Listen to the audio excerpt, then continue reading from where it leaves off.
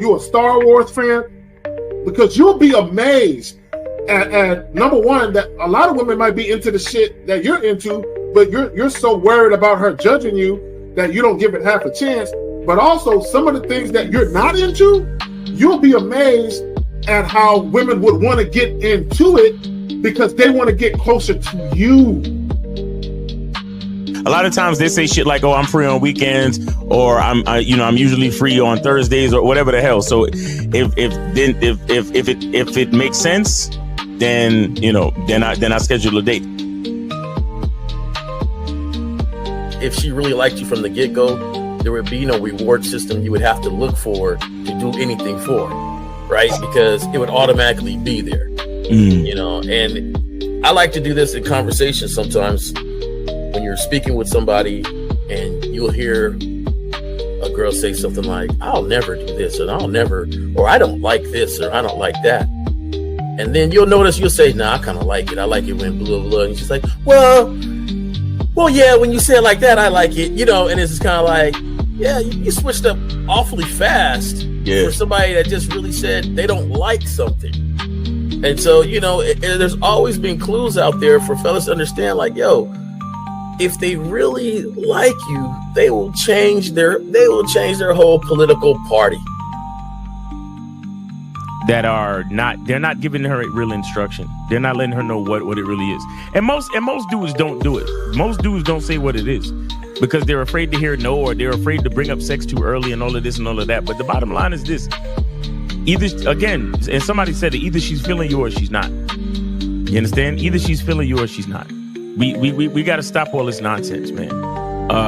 Guys are too afraid to hear no, and it's like I'd rather hear no than to waste 2, 3, 4 dates and time spent, money spent, and all this other shit just to find out that you wasn't feeling me any damn way.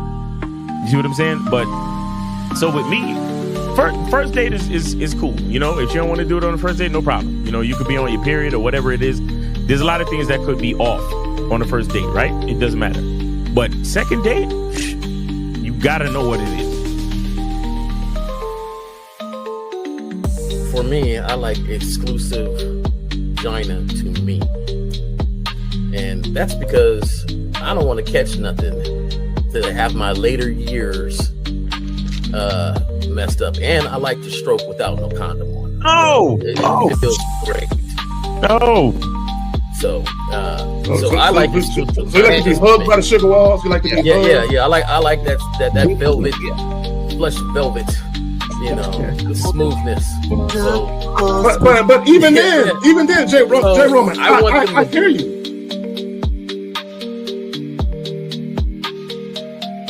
He don't get up for nothing. You understand what I'm saying? So, and the reason is because he has to conserve his energy to do 3 full workouts a day up until his competition date. You understand? So when he's in season, he literally just works out as hard as he can. Then he sits on the couch and his wife brings him everything.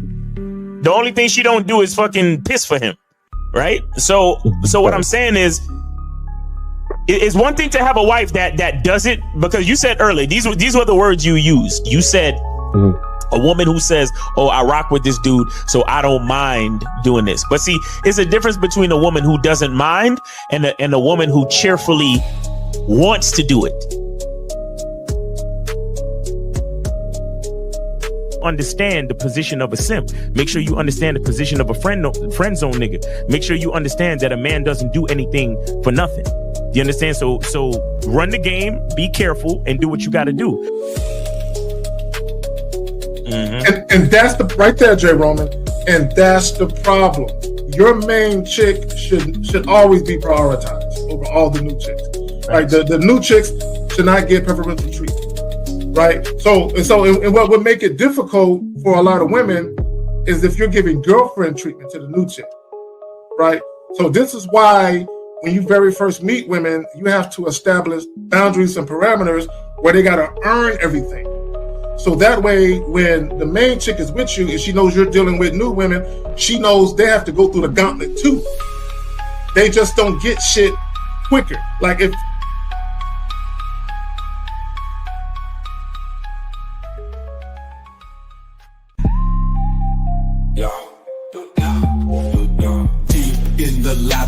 labyrinth, streets be the maze. Hosts on the mic, carry K-set in the blaze. Sagging, Miles Cunham with the game so tight.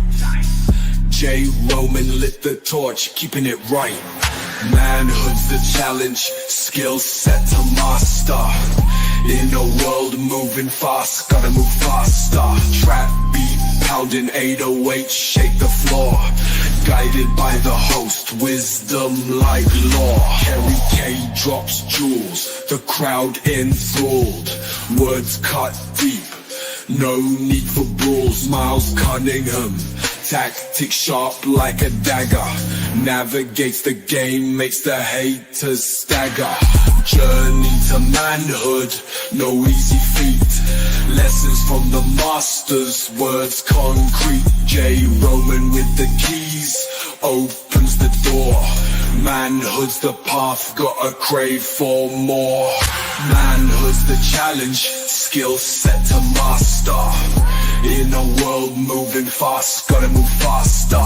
Trap beat, pounding 808, shake the floor. Guided by the host, wisdom like law. Oh, yeah. What's up? We back at it. Yeah. What's going on, Miles? What is up, man? What's going on with you, K-Zag? Good to see you, brother. Man, chilling, enjoying my lovely Saturday and shit so far.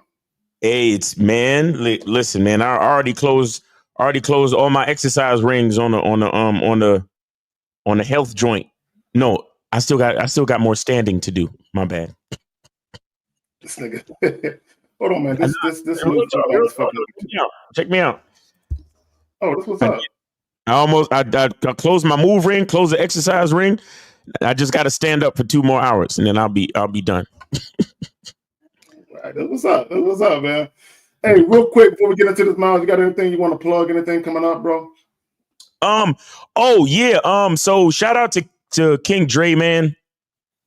I did a talk for his constituents the other day, and so I'm gonna and so it was a 2-hour talk, and so I'm gonna be putting that out pretty soon. Again, shout out to King Dre. I'm gonna be putting that out pretty soon. I'll make an announcement, man. So make sure y'all check me out. It's gonna be on masculineidentity.com. It's a 2-hour talk, game elevation summit. So shout out to King Dre if you know about that, if you was a part of that.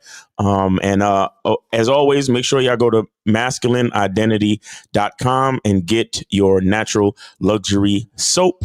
And of course, Masculine Identity Eau de Parfum fragrance coming soon. I will keep you guys updated on that as we keep making progress on that, man. But yo, K-Zag, man, appreciate you, brother. And we are here today. Shout out to Danny P for the $4.99 super chat. He says, salute and respect to the panel. Grateful to be alive another day. Let's get it 100. Let's go for real. Hey, man, look, shout out. There's a lot of people passing away. Didn't somebody pass away? Who was it? Yeah, shout out to George Foreman and the fam, bro. There you go. Yeah, God damn. Like, you know what's funny, bro? Now that we're getting older, 40s, 50s, a lot of people are gonna start going, bro. Bro, this is the time. This is my nigga. Shout out to my moms, bro, because my mom's right. She's in the thick of that time. You understand? Where all of her friends are like coming up missing, bro. You feel me? And it gets scary when you start to see your generation start to get up out of here, bro. Because now you're looking at yourself. You feel me? Like you start missing your peoples, and you start looking at yourself like, yo, when, you know what I mean? Like, when is it gonna be my time? You know what I'm saying? That's some real shit. I was watching World War II documentary the other day. Yeah. And it was right after the world Japan surrendered, and it was showing a bunch of people in New York in the streets. And this was 1945. And I was thinking to myself, damn, all those motherfuckers are dead. They gone. Everybody in that camera shot is gone. You know what I'm saying? And there was literally hundreds, if not thousands of people. I'm like, all them motherfuckers, right? So it just goes to show that our parents, our grandparents, our aunts and uncles, people in that 60, 70, it's gonna be out of there. You know what I'm saying? And we right behind that. You know what I'm saying? So hey, listen, we got one life.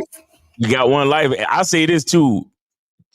Do your best to take advantage of time with the loved ones, man. I mean, look, if you were not lucky enough to have a good relationship with your fam or whatever, it is what it is. But at the same time, if you do have a good relationship with them, you get a 5 minutes, call your moms, man, call your uncle, call your dad, call your people in that other generation, because it ain't no fucking guarantee tomorrow, bro.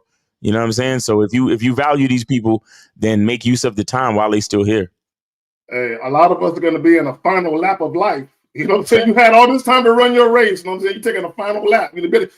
This is why, look, let me tell y'all something. This is why what we talk about is so serious, because you only get one life. You can't be living your life at the mercy of others and not really enjoying your life because you're putting other people before you. Right? So, get it in. You don't want to be on your deathbed and you're like, damn, I didn't get to do nothing I wanted to do. I really never lived my life on my terms at all. Right? You don't want them regrets, man. So real quick, gentlemen, let me plug the joint. Do women really respect men with resources? Excuse me. Do women really respect men with resources? I mean, you know the answer to that. But I came across this video clip, right? And rest in power, Kevin Samuels. But I came across an old video clip, of course, when he was still alive. And I was listening to him talk, and I'm like, this nigga don't get it, right? And unfortunately, he said a lot of things that had a lot of guys living a life of delusion, right? And not understanding that the world doesn't work how they would like it to work. And that's the thing with a lot of people. A lot of people have these delusions of grandeur where they want the world to move a certain way, but it don't move that way. It moves the other way, right? And what people have to understand, let me just show people something real quick. Let me get into this right quick. A lot of people, this is what a lot of guys are doing. Manufactured attraction that does not occur naturally, but is designed and constructed to draw people. And it's negotiable. What guys have to understand, if you don't have sex appeal, if women don't gravitate to you naturally, you're going to have to negotiate dealing with women. Okay, period. You're going to have to negotiate. And what a lot of guys don't understand is that material possessions, money, all of these things are tools for negotiation. So, but it's not natural attraction. It doesn't occur naturally. Genuine attraction that draws people in for their grandeur or unique characteristics. It's non-negotiable, right? Either a woman is genuinely and sincerely attracted to you or she's not. Money won't change that. Right.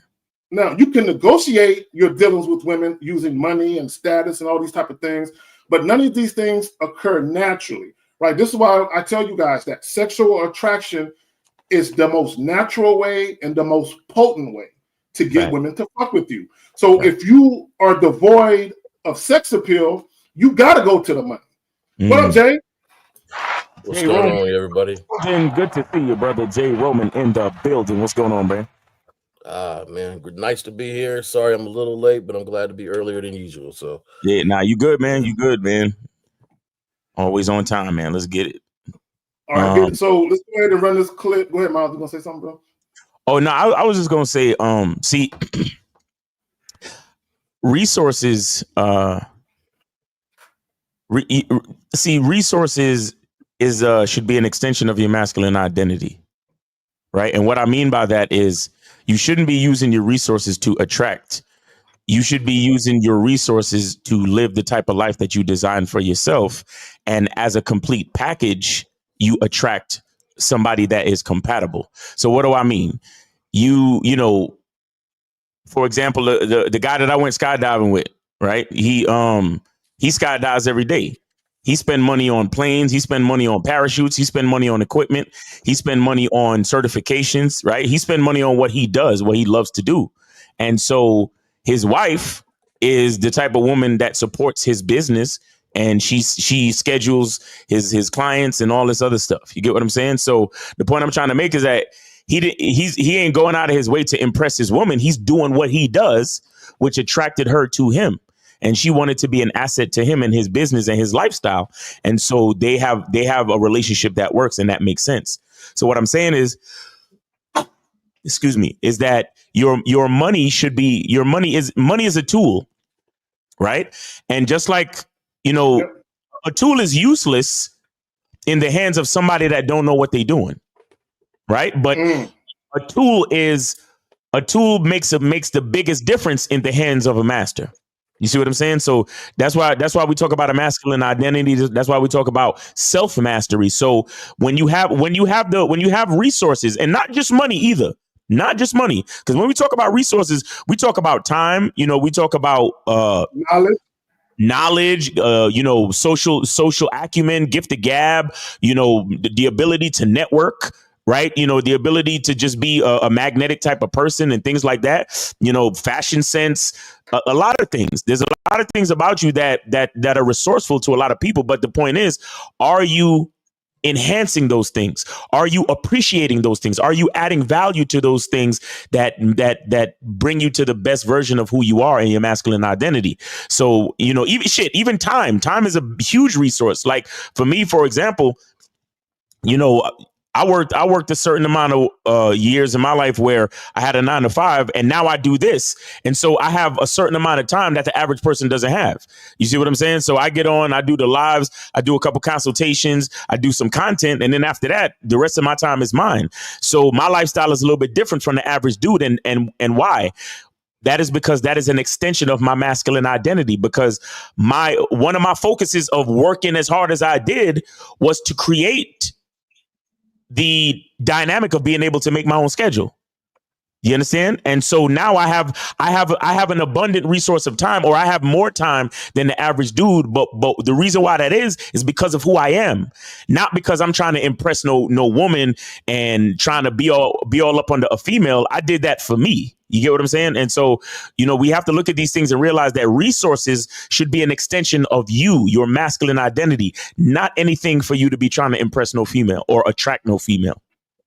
And I would say this: your resources should really be a bonus. Like when a woman is thinking about you and thinking about the value you possess, and her thinking about getting next to you, she should say everything about you that's tangible, and then it should be like, oh, and by the way, he got money too, girl, but that's not the main thing, right? That's how a woman should look at you. And by the way, he's paid too, but that's not the main thing, right? When money is the main thing, your relationship is going to be full of disrespect when money is the main thing. Facts. Right? And Miles, you said something that was profound to me. You was like, you were talking about money being a tool. And I said this last night when Too Dapper, we did the IG joint, IG Live. And I said, you said what? No, I was just saying, shout out to Too Dapper on IG. There you go. And I was talking about how a lot of guys, they automatically assume that money is power. Money is only power in the hands of a man that had power before he got it. Right? Exactly. So if you are a fool and you get money, you're just a fool with money. Which is why you have a lot of guys who are tricks, and they don't, not only do they not understand the value of themselves, they don't understand the value of the money they got, because they don't respect how hard they work to get the money just to give it away because the bitch is pretty. Right. Exactly. Okay. That man is not a powerful man. And being a powerful man starts here. It starts with your mentality. It starts with the way that you view yourself. So if you view yourself as a man who only has value based on your money and status, you never had power to begin with. You were just a fool who thought that, oh, once I get money, I have power. No, because here's the thing. This is why people get extorted. Right? The reason why people with money get extorted is because people who are powerful without the money say, look, there's a fool with money. Let me show him how powerful I am and extort him for his money. Right. But go ahead, Jay, you want to... Yeah, I'm just going to come from a different little angle here. As you so often do. Yeah, I do, man. I do, I just think that the feeling is very intoxicating. And I think initially women do respect guys with resources. But sooner or later, those guys begin to cry about where this relationship is gone because they didn't show them anything else but that. It's almost like when you're really starving, you're starving and you appreciate that meal. But if you have that same meal over and over again, after a while, it loses its luster. Mm-hmm. And I think that initially, when these guys have this money and they have these resources and they have things that change people, that initially that lady appreciates it. Oh, we go to fancy star restaurants, we do all this stuff, we're having a great time. But if you were to buy a very luxury car, like, a high luxury car there, the first time you get it, you're treating it like gold, right? Nobody can eat inside. You're washing it. You Washing that not motherfucker every 4 days. And shit. not a week go by. It's not washed. It's not, it's just pampered the whole time. Right. Now, once you learn all the features in the car, after a while, you get dull with it. Right. Because there's nothing in depth anymore to that car. But if you start to learn, oh, snap, I just found the button that makes this car, elevate a little bit when I'm going over sand. And I just found that, you don't find that stuff initially, but you find it later on. And somebody says, hey, that car got this feature. You start to be like, oh, snap, I didn't know that. You get a little more excited about it. And I think that when guys refused to show ladies more depth than their resources, then it loses its luster, because after they are used to whatever it is, if they are not there to add to you, to like you said, that one lady who says, hey, I can help out this business, this is where I can fit in. If they're not there to do that, to help work for the resources, then they're going to lose respect for you, because they just got you for your resources. You haven't showed them anything else. The reason is you haven't showed them anything else is because you purposely put that forward. And you thought in your head, if I just keep this up, if I keep taking her out to find nice dinners and restaurants and buying her this and buying her that and doing this, she will appreciate how hard I'm working to give her these resources. But after a while, it gets dull. If there's no substance behind it. So, I think that initially, there's some like, hey, he's taking, because there's some guys out there that can change your life. There's some dudes out there that can take some ladies and change your life. And then you say, oh, women don't respect the resources. They do at first. But when they find out the guy is boring, he doesn't talk, he can't move. I'm not saying everybody, because we all know I'm gonna give you some pushback, Jay Roman. Go ahead. I'm gonna give you some pushback. There's definitely some resource tappers out there, but I'm just saying, like, some women initially fall in love with the resources, and there's time to show something else. But if you didn't build anything else behind you to begin with, then there's nothing. All your relationship is going to be is a resource-based transactional relationship. Right. See, Jay Roman, here's my pushback. All right. If a woman values the resources, then she don't value the man. Now follow me. So we can look at a guy and we can respect his hustle. We can respect his grind, but that doesn't mean we respect the man. Right? He might have a personality that we just can't vibe with, but we can respect his grind. We can respect his hustle. See, here's the thing about the money thing. To your point, once you lead with money, women already develop a certain perception of you. It's very hard to get people to change their initial perception of you when the reason why they're fucking with you is because of this thing. So it's kind of like this, Jay Roman, because what you're saying, and correct me if I'm wrong, is you can have the money, but eventually you got to show women something else. My thing is this: that's like a woman who dresses in a very provocative fashion, and she's trying to bait men with her body or sexually, and then once she attracts men, she's like, I'm not that kind of girl. You ain't gonna hit this. So it's almost like bait and switch. It's like you're baiting me with the body and with the clothes, but when I get sexual, you're telling me, nah, you got to date me. Most dudes are gonna be like, nah, because the only reason I'm fucking with you is because of this. So now you're trying to get me to look at you differently, but when you first presented yourself, you were trying to sell this. So it's kind of like with the men leading with their wallets. It's almost like you're trying to sell a good time and what I can do with the money. But now that you're fucking with me, now let me get you off the money and let me sell you who I really am. Most women are going to be like, no. The only reason I'm fucking with you is because you came with that wad of cash, nigga. I need to see what that money do, right? So it's almost like a double-edged sword when you lead with your wallet, but then you expect women to respect the man. So it's my thing is, show women who you are authentically. Like, your money is not who you are. That's what you do for a living. that's not who you are. So if you're introducing money out the gate, what you're saying, and Jay Roman, you alluded to it, you're putting things in front of you. Here's the thing, if you're leading like a woman who's dressing very provocative and showing off her body, and a guy leading with money, you are leading with the thing that you think the opposite sex values. That's what you're leading with. You think, oh, the opposite sex values this, let me lead with that. So my thing is, why don't you lead with what you value instead of leading with what the opposite sex values? That's what I'm saying. The bottom line is this. How do you want to be perceived? Because you don't necessarily always control the perception of you, but you can influence a lot of people to view you in a way that's more pleasing to you if you move a certain way. But real quick, guys, the caller line is open, right, Miles? Yeah, calling lines is ready, yeah. So call in whenever you're ready. All right, 919-647-9392, 919-647-9392.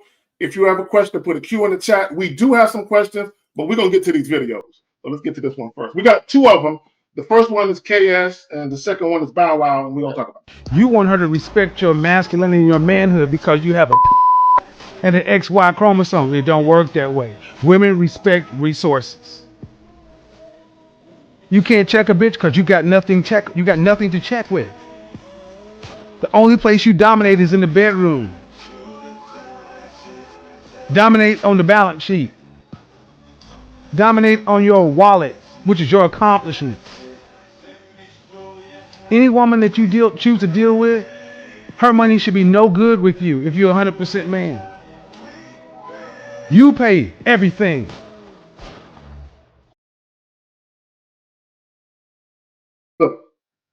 Look, let me tell y'all something. Okay, this is my opinion, and it's a very strong opinion. Any man who is a self-professed trick should be forbidden from giving dating advice.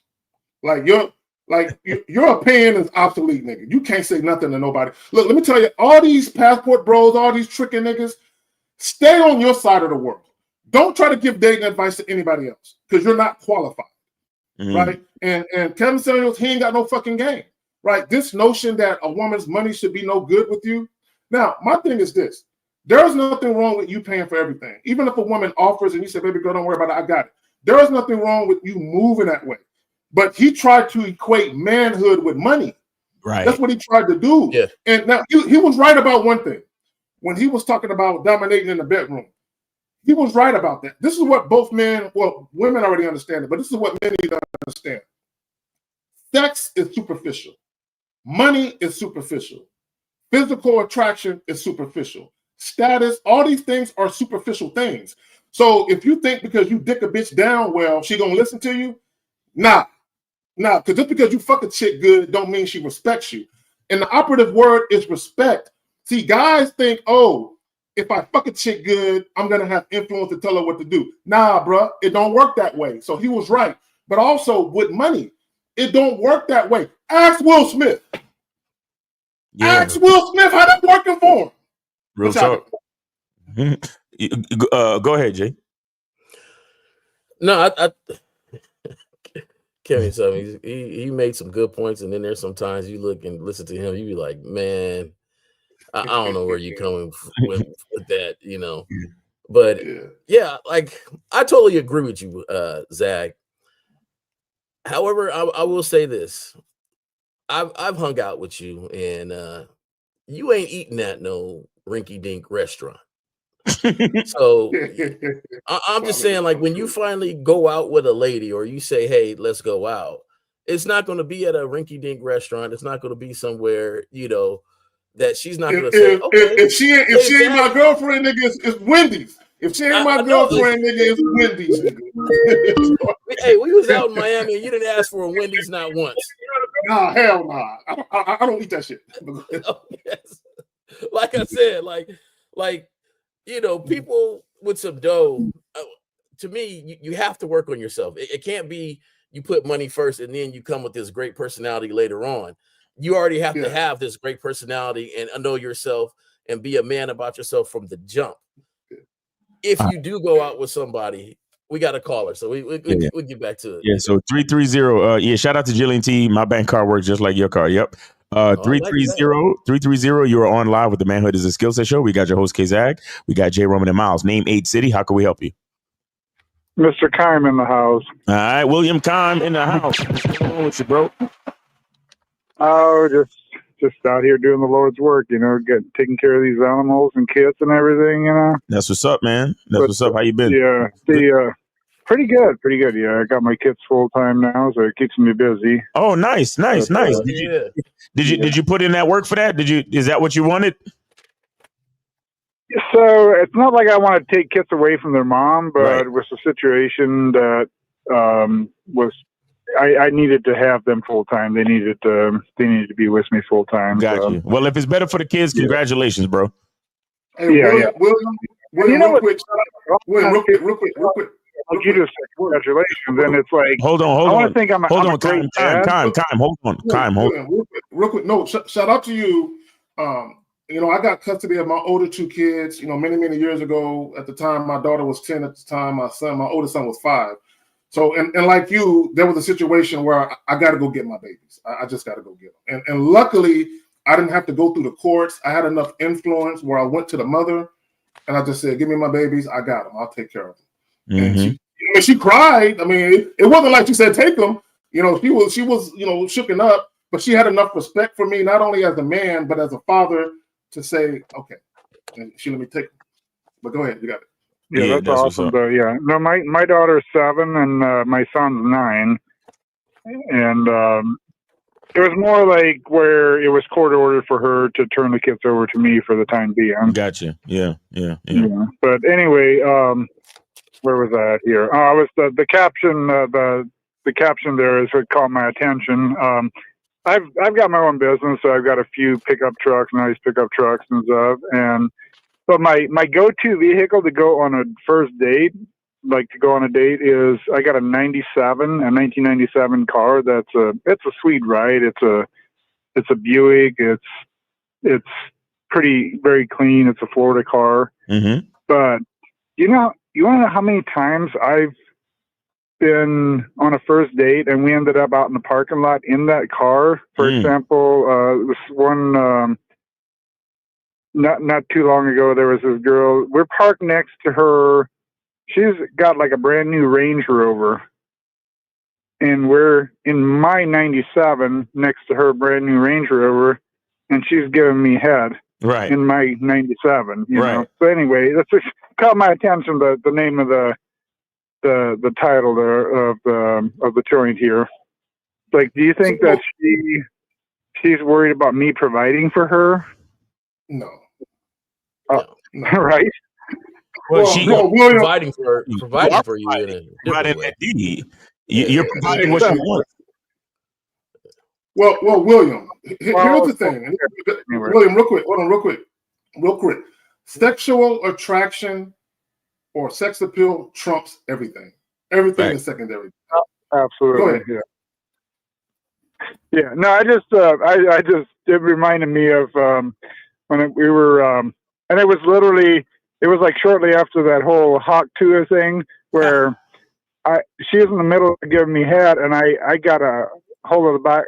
I got my hand in the back of her hair. I pull her head up, and I was like, spit on that thing, and she just started laughing, and then went back to work. That's what I'm talking about. Anyway, I just have to chime in real quick, but I got to run. But I appreciate the game, and I'll be listening. Yes, sir. Appreciate you, Kime. Be safe out there, bro. And thanks for checking in and supporting the show, brother. Yeah. All right. Take care, guys. All right. Take it easy. My man, Kime, we getting it in, man. William from Ohio. Yes, sir. The horse whisperer. When you got them kids. Yeah. Mm-hmm. Yeah, dating's a little different when you got them kids. You got to, a lot of time. Yeah, luckily for me, when I got custody of my babies, at the time, my mother was still alive. God bless the dead. So I was still able to do my thing. You know what I'm saying? So, but it is different though, because you do got to prioritize different things. You know what I'm saying? Shout out to grandmothers. Yeah, guys need to do that more often. Like, I got this whole thing, just the experiences I've been with. A lot of guys don't feel like, because of society, that the kids belong with them. They feel like, it's better if they're with mom. It was better if they with. And I'm gonna tell y'all something right now. What mom's I gonna do is disagree. she's gonna gather her friends, gather her aunties and grandmas, and she's gonna make time for herself to go out steal. Of course.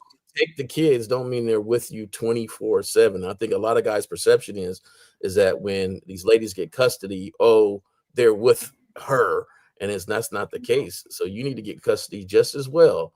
You know, split that time or get custody, because it then create your resources, meaning grandma, aunties, cousins, people in your family to help watch when you need to go out and do some things. So, you know, Yeah.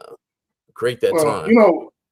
shout out to to the women, but I feel like I'm a better parent anyway. Shit, I feel that way. You know what I'm saying? Yeah, I might not be the nurturer that a woman is, Right. but and that's why I can pass the kids off to the mother, the grandmother. Hey, nurture these little motherfuckers right quick, right? And then give them back so I can give them some logic and teach them some shit. Right. But let's get to the next joint real quick, and I wanted to do compare and contrast, or really not even a compare, but a contrast between what Kevin Samuels was saying and what Bow Wow is saying in this joint right here. NBA and NFL players getting, IG models pregnant, OnlyFans chicks pregnant. Yeah, but they dumb though. Yeah, they dumb though. See, the girls know they can always get a nick that's 2 years into the league. Fresh out of college, come on, man. You know how long these niggas been following these Instagram girls and probably been DMing them, and they probably been left on scene. They get that 100 million, that 200. They got it. They going for gold. Just because they got that money, that don't bypass who they really truly are. You know what I mean? You know what I'm saying? Like, the ball players want to be rappers. They really want to be. They listen to our going into the arenas, rapping like us. They dressing like us. They, you know what I'm saying? So it's like, they get them. They way more greener than getting a rapper. Athletes is the easiest niggas to get. That's why you always see them. You always see them get caught up in shit. You know what I'm saying? So, yeah, man. God bless them, man. Them niggas tripping, man. You made your first 200. You ready to give them 50 a month for 18 years? Come on, man. Got to be more careful.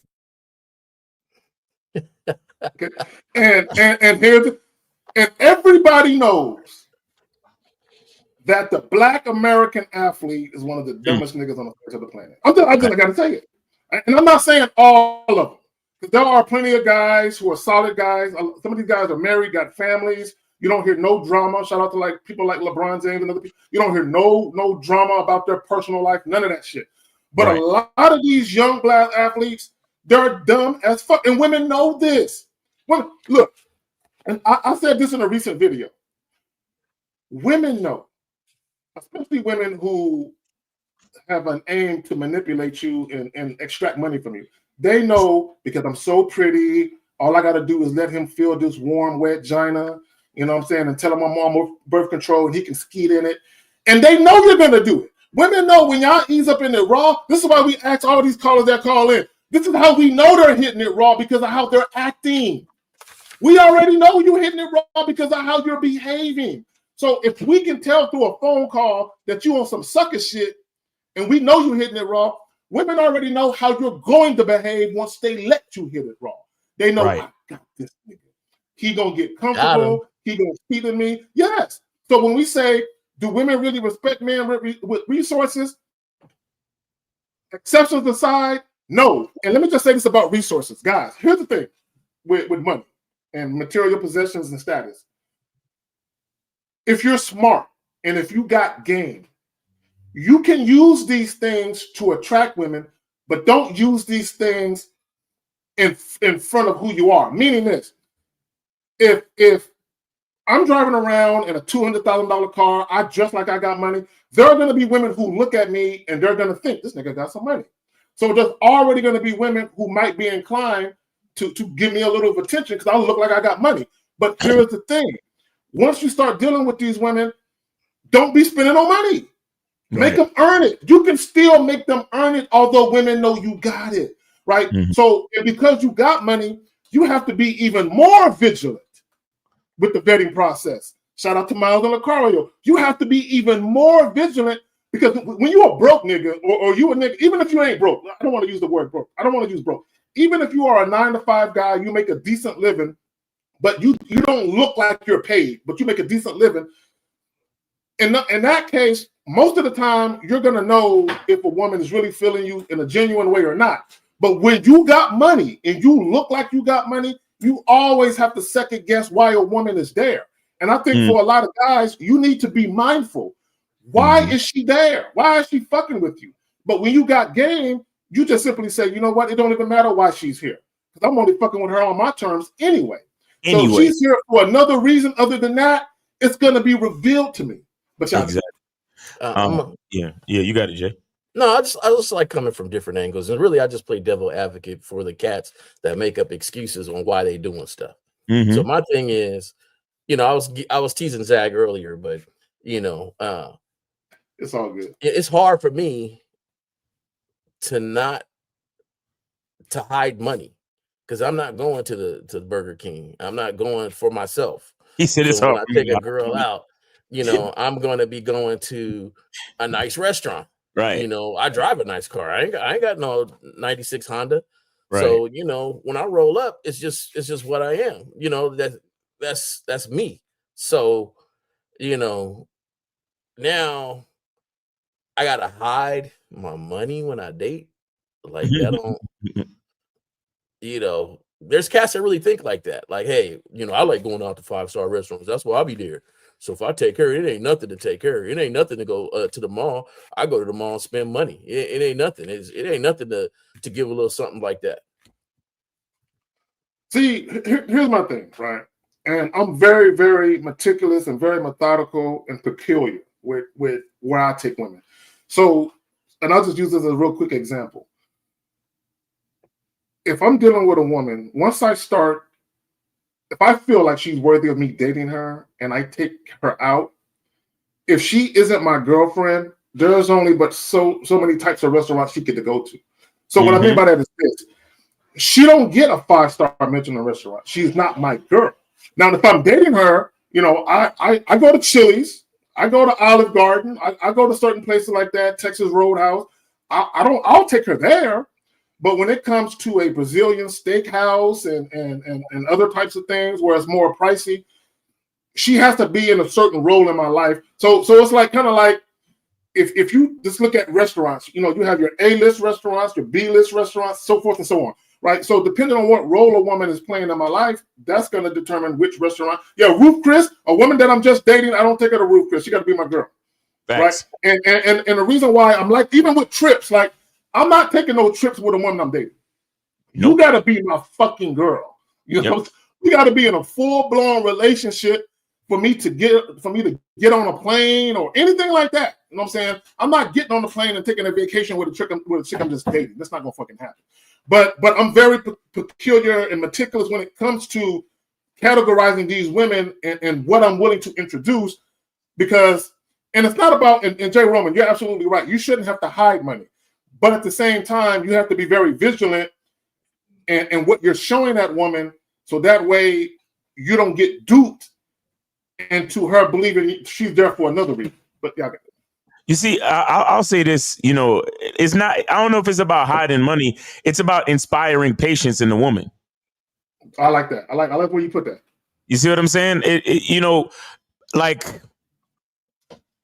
there was times when I drove a minivan and I had another kind of car, and there was sometimes when I would drop the minivan. You understand? Because it's like she don't, especially if it's the first date and we're just meeting for drinks, she don't need to see the other car.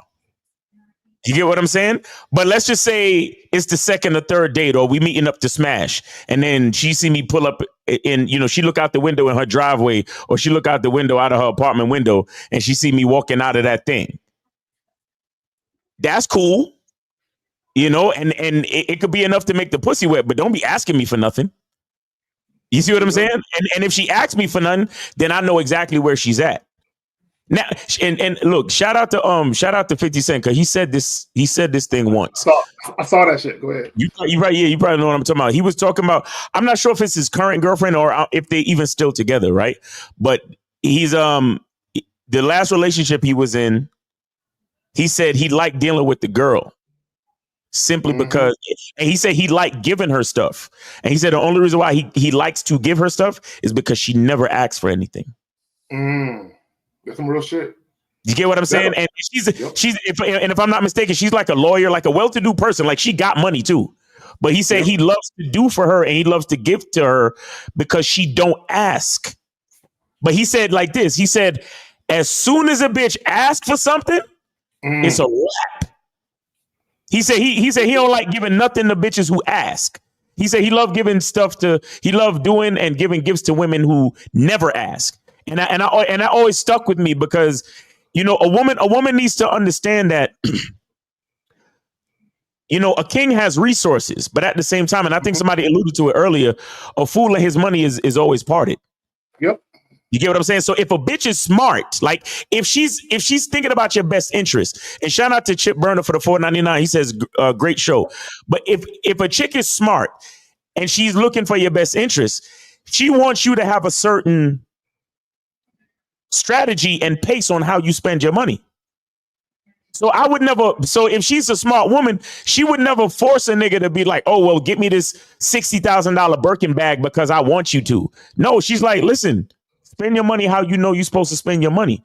Don't let me influence you or even change your mind on how to spend your money.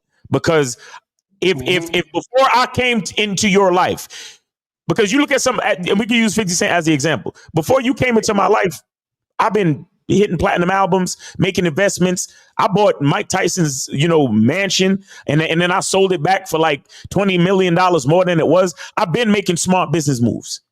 Right. You understand? So if you understand that that's the type of man I am, why would you come in here trying to disrupt the way my money is spent? That's a stupid woman right there, a dumbass woman. You see what I'm saying? Yep. So to your point, Miles, I know of women who have went out on dates with guys. And here's the thing. Women are very observant. Women pay attention to a lot of shit, right? So back to what I was saying. I know of women who have went out on a date with a guy and a guy took them to a very expensive restaurant. So the women are looking at the guy like, I know he can't afford this shit. I know he can't. I see how he moving. So I've literally know women who told the guy, look, we don't have to eat here. We don't have to. Cool. Right? She's trying to save that nigga. I know you can't afford this shit. Let me help you. So exactly. Let me help you. So I know you can't. And women, and I know women who literally like, it's okay. We can go to Olive Garden or we can go to another restaurant. It don't got to be here. I mean, I appreciate it. Right, but don't bet on you finding a woman who's gonna do that for you. Because most women are gonna be like, yeah, they can spend that money. Spend that money. But every now and again, you might run into a woman who actually is a really good chick, and she's looking at you like, "Don't do this," like, no, because she knows you're trying to impress her. She knows you are like, this nigga gonna be late on his rent taking me here. You know, I know this nigga gonna skip a payment somewhere. But again, that's rare that a woman would do that for. For the guys that are watching the show, and for the guys that's watching the show and always know about the show, they already know that the game is really about the man. For the newcomers, this is just, let's connect it together. So as we were talking, men are very intentional, right? So, and it's a hard working job being a man. So yes, you got to hide your money. I feel like you got to hide it. You got to slowly show them things, because I don't know if you ever noticed, like, I've had a house for quite a while, right? And, single with a house. Whenever you bring somebody over that house, the ladies start looking around, and I could tell in their eyes, they looking like, oh, this could fit here, and that could fit there. This might be my next residence. This might be my next place of residence, bro. I've had that happen. Where I stay at. And it's like, no. Just because there's nothing in that space, don't mean there's nothing in that space. Right. That's my space. That's what's in there. So, like, even with stroking, right? At some point you learn, I can't give her the full stroke. We're going to have to have stroke this. We're going to have to be, just this is a nice meeting. It felt good, because after a while, things happen when you, in the beginning, when you give them that full stroke. So you have to be very intentional. That's all part of game. You are a man. You move a certain way. You move to protect yourself and to protect those that are underneath you. So my thing is, yes, Real I got quick, an old car call in, young lady. that I roll in. I got an old car I roll in too. So like, you have to be very intentional with your movements, and it also gives you some time where you can look and say, "Hey, yeah, I seen that whole vibe change." Because a woman could like you for you until you start trying to flash money. Then she thinks, "Oh, okay, he trying to impress me with the money. So let's do she's that being then." opportunistic. She's being opportunistic. Yeah, like, okay, I thought we was gonna just be cool. I like the way his eyes look, but I'm gonna get this money real quick. So, be intentional with your movements, and that's part of the game. No, real quick, shout out Mr. Justin. I talking about chicks need to be blindfolded before they come over. Bro, Roman, I had that happen. I had a chick, she came into the crib. I don't have that house anymore, but it was a pretty big house. And she came into the crib and she was looking around because they had the high ass ceilings, and she was just looking. Yeah. She was like, "Do you live here by yourself?" I'm like, "Yeah." Yourself? Oh, her whole attitude changed because she was initially sexually attracted to me.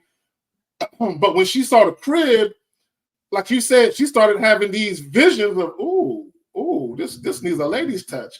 I could live here one day. So she went from, now bear in mind, before she came over, she was talking all this fly shit of what she was going to do to me sexually and what she wanted me to do to her. She saw the crib and she's like, I've been thinking, maybe we're moving too fast. Maybe we should slow down. I'm not saying I don't want to do it, Carrie. I'm just saying. And I'm looking at this bitch like, you saw the crib and you switched up. So that does happen. But when you gamed up, you still got to keep her focused on the task at hand. And if she can't get refocused, then you got to get rid of her. So to your point, Jay Roman, a woman could be attracted to you, but then she sees, oh, he has a lifestyle that I didn't know he had. So now she has a new agenda. Her first agenda was just to fuck like you wanted to fuck. But now she has a whole new agenda because she see how you moving. And a lot of guys, because they're so, focused on the sex, they don't see that coming, and they don't know how to redirect the woman to, back to the task at hand. Like, yeah, I know you see how I'm moving, but that's where you get her back to the task at hand. And now that you see how she's thinking, now you got to be even more vigilant with making sure you don't give her nothing until she earns it, simply because of how she's moving. Exactly. Now, guys, we do have a question. Hold on, let me snatch this shit up real quick. I think this is a woman. I need you to call in. She says, "What does it mean when each and every girlfriend my friend gets doesn't like me, as they are telling him they apparently don't feel comfortable when I'm around?" I don't know if this is a dude or a woman. My thing is, why do you care? Like if your friend is allowing women, matter of fact, if your friend is coming back to you, telling you how women say they're uncomfortable with you, you need to look at your friend. Like, why are you telling me this shit? And why aren't you checking them bitches? Like that's my homeboy. Don't worry about all that. Like, if you got a friend that's coming to you where he's pillow talking with these chicks about them feeling some type of way about you, and then he's sharing that information with you, you gotta look at that individual like, I don't know about our friendship. Like, something's up with you. But y'all got it, man. So he says he's a man, because I'm reading on this is a man asking this question. Yeah, why do you care? Like, I don't care. Apparently they feel comfortable. Because my thing is this. Because this is what I know. The only time where women will feel uncomfortable around a dude is when they're the jealous, possessive type, and they think you're a player. And they think that the guy that they're dealing with, hanging out with you, is going to lead to him being around a bunch of women. That's the only time women typically will trip.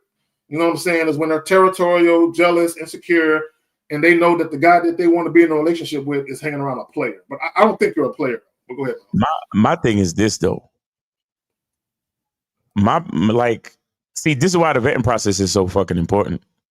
Because how are you meeting my friend?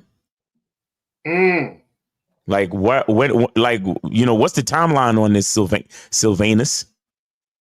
What's the timeline on this? Because by the time any woman that I'm vetting or dealing with actually meets a friend or a family member or anything intimate or close to me, she's already locked in and in line with my personality. So she's not even worried about any of my friends. She's just focused on being who she needs to be for me, because she, like, what I'm saying is my girl shouldn't be interacting with my friends to even know if she's uncomfortable with him around. Facts. You know what I'm saying? Like, this question is like advanced game that y'all niggas do not understand. Because what the fuck is my bitch coming to me talking about, oh, I'm uncomfortable with your friend? Why are you so into him? What's going on where you're so worried about the dynamics between you and him? You should be focused on me. You should be focused on my comfortability. You see, that shit is weird, Sylvanus. That shit is weird, brother. I don't like that. You should call in because I don't like that shit. This question lets you know him and his homie ain't got no game. Exactly. Because number one, your homie, he should already have let her know by his actions that it doesn't matter who's around him. He's not the one that gets influenced by every person saying something about or around him. So it doesn't matter who you are. She already knows. Well, my dude, he don't easily get influenced by other people like that. Right. So you could be a player all you want to around him, but I know how he moves. Mm-hmm. And then on top of that, like, this is kind of weird for me, you to ask this question, because, you know, I'm gonna be honest with you. Sometimes you might be the weird homie. Like, you might be a weird homie. You might be the one that always staring at his girlfriend because you ain't got one. You might be the one that's always trying to whisper in his ear or pull him to the side when he's like, hey man, I'm here with my girl. Like, you know, sometimes you might be that weird homie that he grew up with, and he just like, hey man, come on. Either one of y'all hanging around somebody that ain't got no game, or you both ain't got no game. Yep. But you know, you gotta be real. Like, go ahead, Zach. Or he could be a little sweet, and she don't like that. She like, I don't know about this. Y'all are really close, you know. I'm worried about walking in on something one day. You know what I'm saying? Y'all, you know what I'm saying? So, I mean, who knows? But to both your point, Miles and Jay Roman, like, why is this even a fucking discussion? Yo, why is this even a discussion? I don't understand. That shit weird. I had a partner, man. His girl was so freaking fly. She, you know, when you say how bad is she looked really, really bad, right? Mm-hmm. And they would always come over my crib. He always brought her over my crib, and you know, so one day I was like, dog, you know, what's up? Like, why you guys?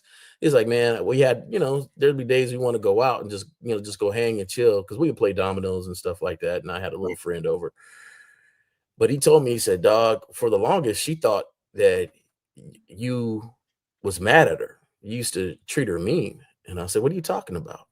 He's like, he said, you wouldn't look at her. You wouldn't, you wouldn't even talk to her. And I said, yeah, that's your girl. Why am I looking and talking to your girl? Like, I'm not the dude in the barbecue with your girl over in the kitchen laughing and talking. That's not me. Right. I'm here to hang with the fellas and eat some barbecue food. Right. I'm not here to chum up with your girl. And he says, yeah, I know. That's why I used to like coming over your house. You go over other buddy's house and they used to get extra funny. Right. Extra, you know, do extra stuff, you know, extra licking the lips and trying to be cool and all this other stuff. He's trying to make your girl laugh and all that shit. Right. So, you know, I'm starting to wonder, what type of friend is this guy? Are you that extra guy that be doing too much around his ladies and stuff? So yeah, that's weird, bro. I don't like none of that. I don't like none of that shit. So the homeboy from the Lou says, Zach, when you and your ex-wife was in the last days of your lease, we wasn't leasing, you know. That was a mortgage. Yeah. Anyway, was sex still a thing until the final separation?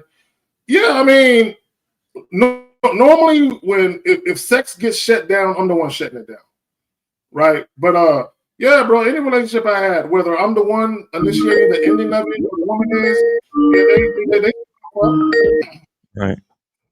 All right, so we got 267. You're on live with the Manhood is a Skill Set show. We got your host, K-Zag. We also got Jay Roman and Miles. Name, age, city. How can we help you?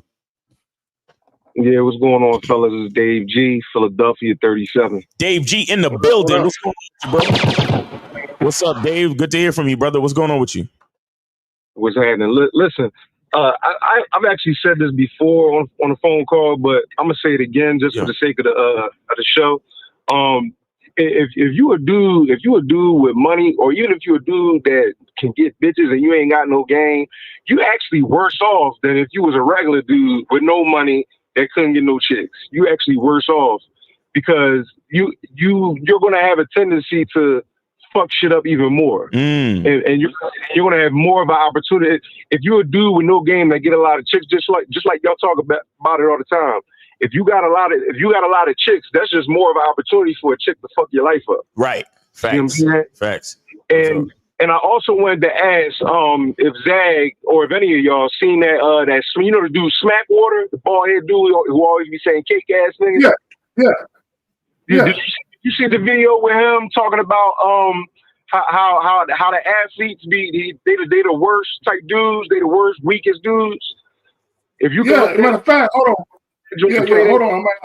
I might have the video clip that I made because I used it when he was talking about niggas lying. I think I used it. I don't have it anymore. But yeah, I did a video and I used a clip where he was talking about niggas on chicks and shit. Yeah. But yeah, that's all I wanted to say, man. I appreciate y'all taking my call. Yes, sir, man. Peace out to you, brother. Good to hear from you. All right. Yes, sir. Peace. All right. Respect. Yeah. That's why Travis Hunter is out here. Yeah. You know what I'm saying? Miles, I said something. No. Go ahead, okay. No, go ahead. My bad. Go ahead. No, I was just reading what Sylvanus said. He said, Miles, I have sent you something on IG. Should I continue with that woman, or is she gonna try to finance me? I think you meant finesse. All in for money. Wait, are you asking Miles dating advice on IG? Nigga, call in or get a consultation. You call in, but if you want to send me shit personally, you got to set a consultation, homie. I don't play those games. I don't play those games, bro. If you gotta ask the question, if you gotta ask the question, there's a reason why you're asking the question. I always go with my, I could be wrong a whole bunch of times, but I go with my first inclination. Right. So I'm right. Yeah, don't send me nothing directly, homie, unless we on a consultation, bro. Y'all niggas is too presumptuous with this shit. Was that we on the show right here. Call in. That's exactly what it is. It's a free call, my nigga. What the fuck more I need to do? You trying to send me direct messages so I can help you out with your shit, and you don't want to set up a consultation? Fuck is wrong with y'all niggas, bro? Shout out to the niggas that respect the game and set up consultation. Don't fuck with me, bro. Don't fuck with me. If you ain't supporting me, I don't fuck with you. Niggas trying to send niggas shit. Don't be DMing me. Don't be sliding in my DMs, nigga. I ain't no fucking Instagram. Fuck is wrong with you, huh? Fuck is wrong with y'all niggas? That's why. You see that right there? Real quick. Okay. You see the actions. You see the bitch ass nigga actions. And Sylvanus, I'm not trying to come at you personally because I don't know you. I could only go off of your actions. But notice the question that he asked before, and notice the bitch ass actions that he committed, which shows the type of nigga he is, which shows why he's being those bitch ass nigga situations where his homies girls be feeling uncomfortable because he's a slimy ass nigga. He does slimy nigga shit. See, this is what guys got to understand. When we talk about the shit that we talk about, this is for everybody you deal with. This ain't just for women. So when we tell you, don't let nobody ask you for shit, don't let nobody disrespect your time, that includes you niggas too.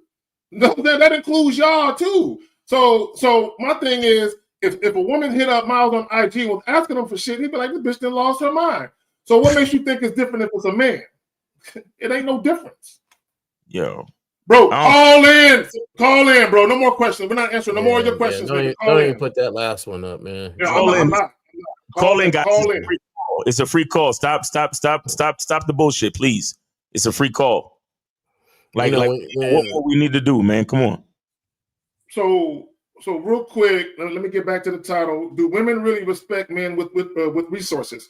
And I want people to understand that your resources and who you are as a man, they're separate.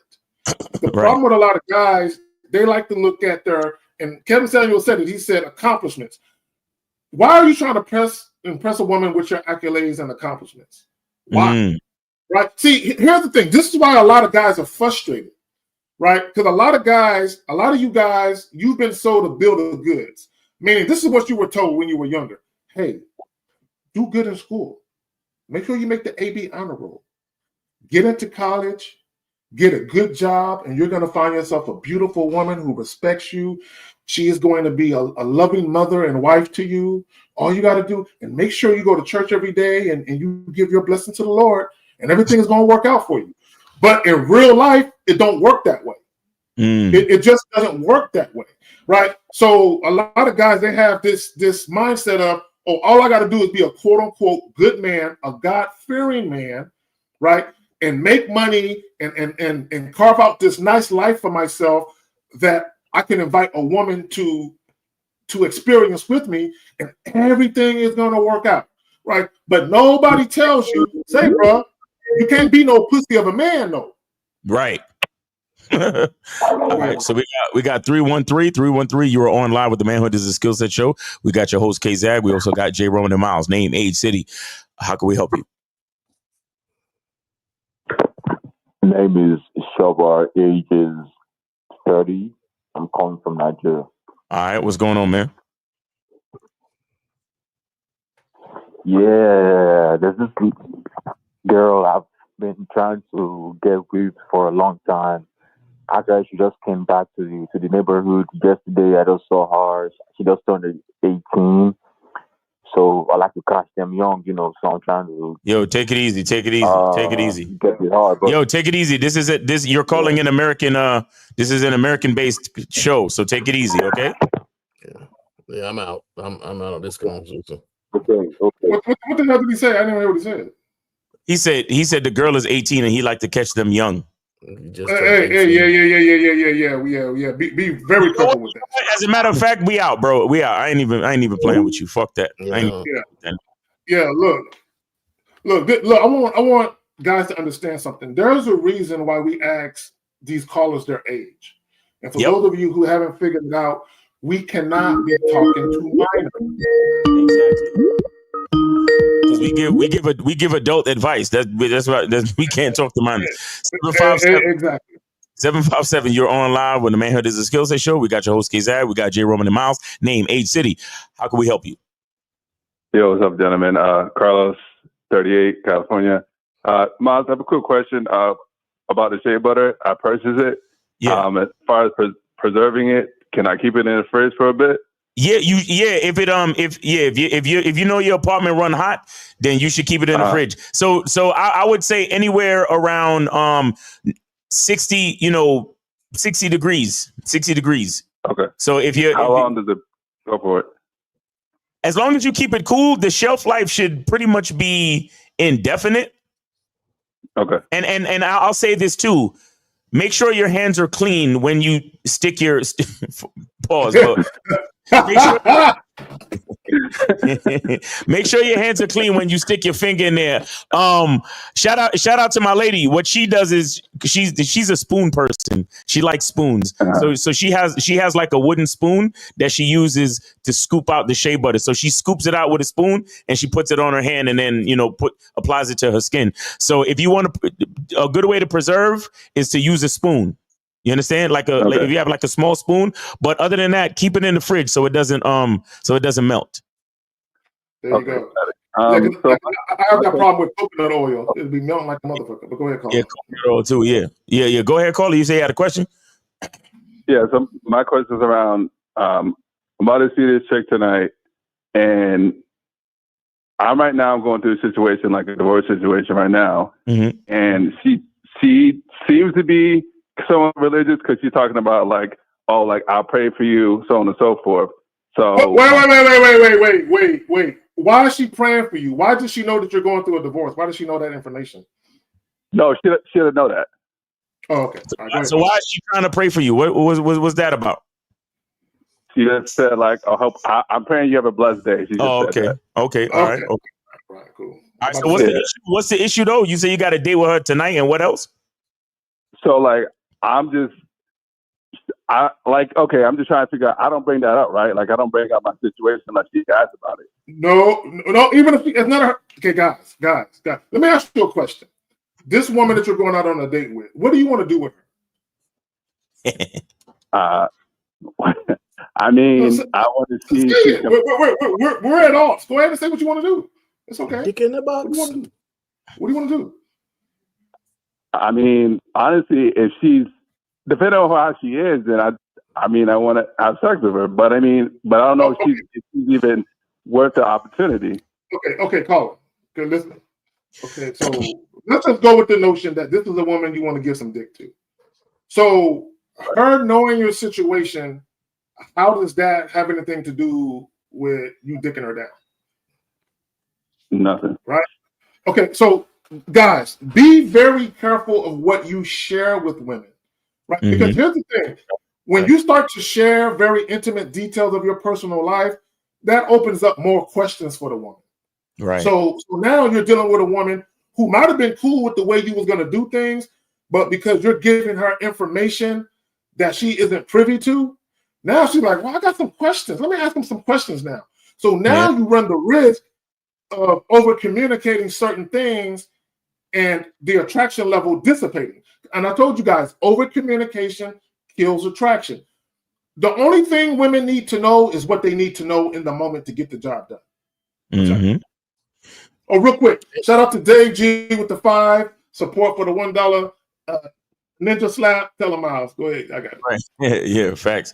Yeah, go ahead, caller. So I was going to say, so if she even brings it up, I'll just be like, well, that's not information we need to discuss right now. But caller, why are you focused on her bringing some shit up? Why are we so concerned or afraid? Like, what are we doing?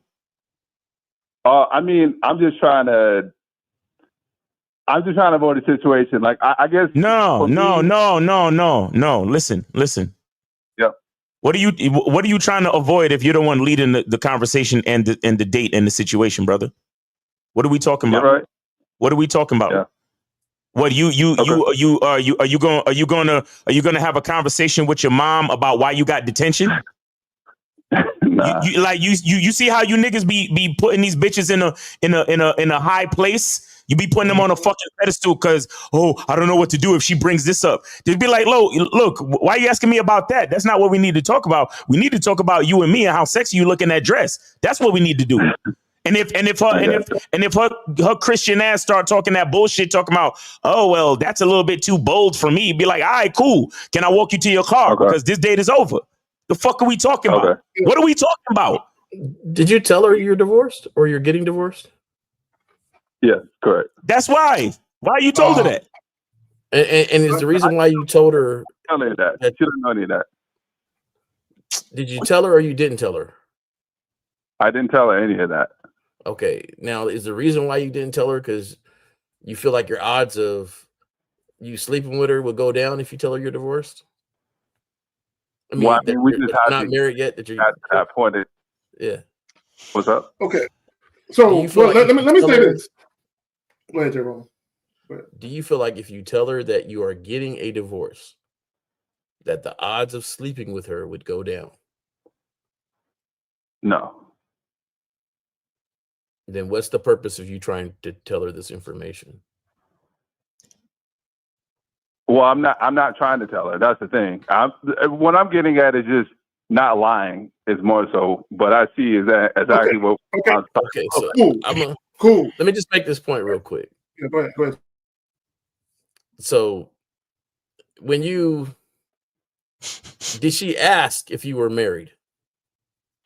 No, she hasn't brought that up. Did she ask if you were a totally single guy? No. So she's brought up none of this information, none of this stuff. You're moving how you're moving because, hey, you're getting a divorce. It ain't like you're with anybody. So it's your intent to say, hey, I just want to let you know, I really, really want to have sex with you. But however, I'm getting a divorce and that might sway you to or not to. I just want to give you that opportunity to be swayed in whatever way. Is that pretty much what you're saying you're trying to do? I mean, that's something I thought about to just be my authentic self, but I'm not, at the same time, it's not something that I'm privy to do as well. Caller. I don't. Here's the thing. I want you to think about something, bro. Yep. And you hit the nail on the head. If a woman asks you a question and you're going to answer it, don't lie. But here's the thing I want y'all to think about, guys. You do not have to answer these women's questions. You don't have to answer it. Guys, look. If all you're trying to do is fuck or establish a fuck buddy situation, women do not need to know where you grew up at, whether or not you grew up with both parents, whether or not you have siblings, your dreams and aspirations, whether or not you've been baptized, whether, why the last relationship didn't work out. Women don't need to know any of that shit. And if you're dealing with a woman who act like she need to know that shit, then leave her alone, right? Because you control the access to the information. And you need to ask yourself, fuck what she wants to know. The questions that she's asking, are these questions pertinent to what I'm trying to do? This is what I mean by that. If a woman asks you, do you live by yourself? That question makes sense because she's going to be at your house fucking. It makes sense for her to ask you that question. Right? So if she asks me, do you live by yourself? No, girl, I live by myself. You ain't got to worry about us being interrupted at all, girl. You can scream as loud as you want. Now it makes sense for her to ask that. But y'all got it, man. So this honesty that you want to present to her, do you feel like you're presenting this so she would appreciate it and to put you in a better light? No. So what's the motivation, man? Yeah, that's what I'm trying to get at. Doing this. Why the fuck are we worried about this, my brother? So it's more so because I've never been in a situation, so I'm gonna reach out to you guys because you've probably been in a situation like this to get clarification. Okay, I think I know what it is. How long were you married? 8 years. Well, sorry, no, 2. Well, I was together for 8. So 8 years. So I'm assuming you haven't had sex with another woman outside of your wife in 8 years? Yes. That's what it is. That's what you're back on the dating scene and you're a little nervous. Okay, it makes sense. But y'all got it, man. Oh, real quick. Shout out to His Holiness, 199 for the caller to tell the truth. Y'all got it, man. Hey, I'm gonna tell you this, man. Telling the truth doesn't always mean telling all your business. Facts. Right. So let's just start with that. Everybody is not going to be a counselor for your situation, and everybody's not going to understand your situation. Right. So the thing is, the way you move should answer a lot of things for that woman. Right. So the way you move, can you go out? Can you invite her to your place? But at the same time, it seems like to me, you're trying to qualify for her instead of making her qualify for you and what you need at this moment. Right. So, this is what I need. Because truthfully, honestly, can you handle any much more than that? You ready to jump into a relationship right now? No. Okay. So truthfully, this is all I can handle. Now, if she says, hey, why is this, this is all you can handle? Well, hey, I got some stuff going on. This is all I can handle. You still don't have to tell you everything, because I'm going to tell you right now, you should know, being in a relationship, the more you say, the more you tell, the more that can come back at you. Exactly. The more information you get, the more questions she might have. It's going to come right back at you. And you know that. So my thing is this. Hey, do you want to go here so we can do this? Okay. Well, have a nice day. I got other things to do because you got a lot of stuff to do. You got a lot of stuff. I don't know where you at in your divorce, but you got some plans that you got to put down your list, because I don't know if she's taking half, not taking half, or what's going on. But you got a lot of stuff and resources you got to rebuild and do all that. There's a lot of things you got to do. So distracting yourself, this is just a distraction to get some relief off. And then get back to doing some things, on the path to getting back to whatever you at. Like, I know it ain't no fun and games, right? I had a lot of property to split up and all sorts of stuff. So, it's just, you got to focus on building that man that you want to be and having that identity. So that way you don't go down this road again. So, you're catching up. This is all I can focus on right now is a little bit of, relief. This is, I'm letting you help me relief and take my mind off of things, but that's it. That's all I got time for right now.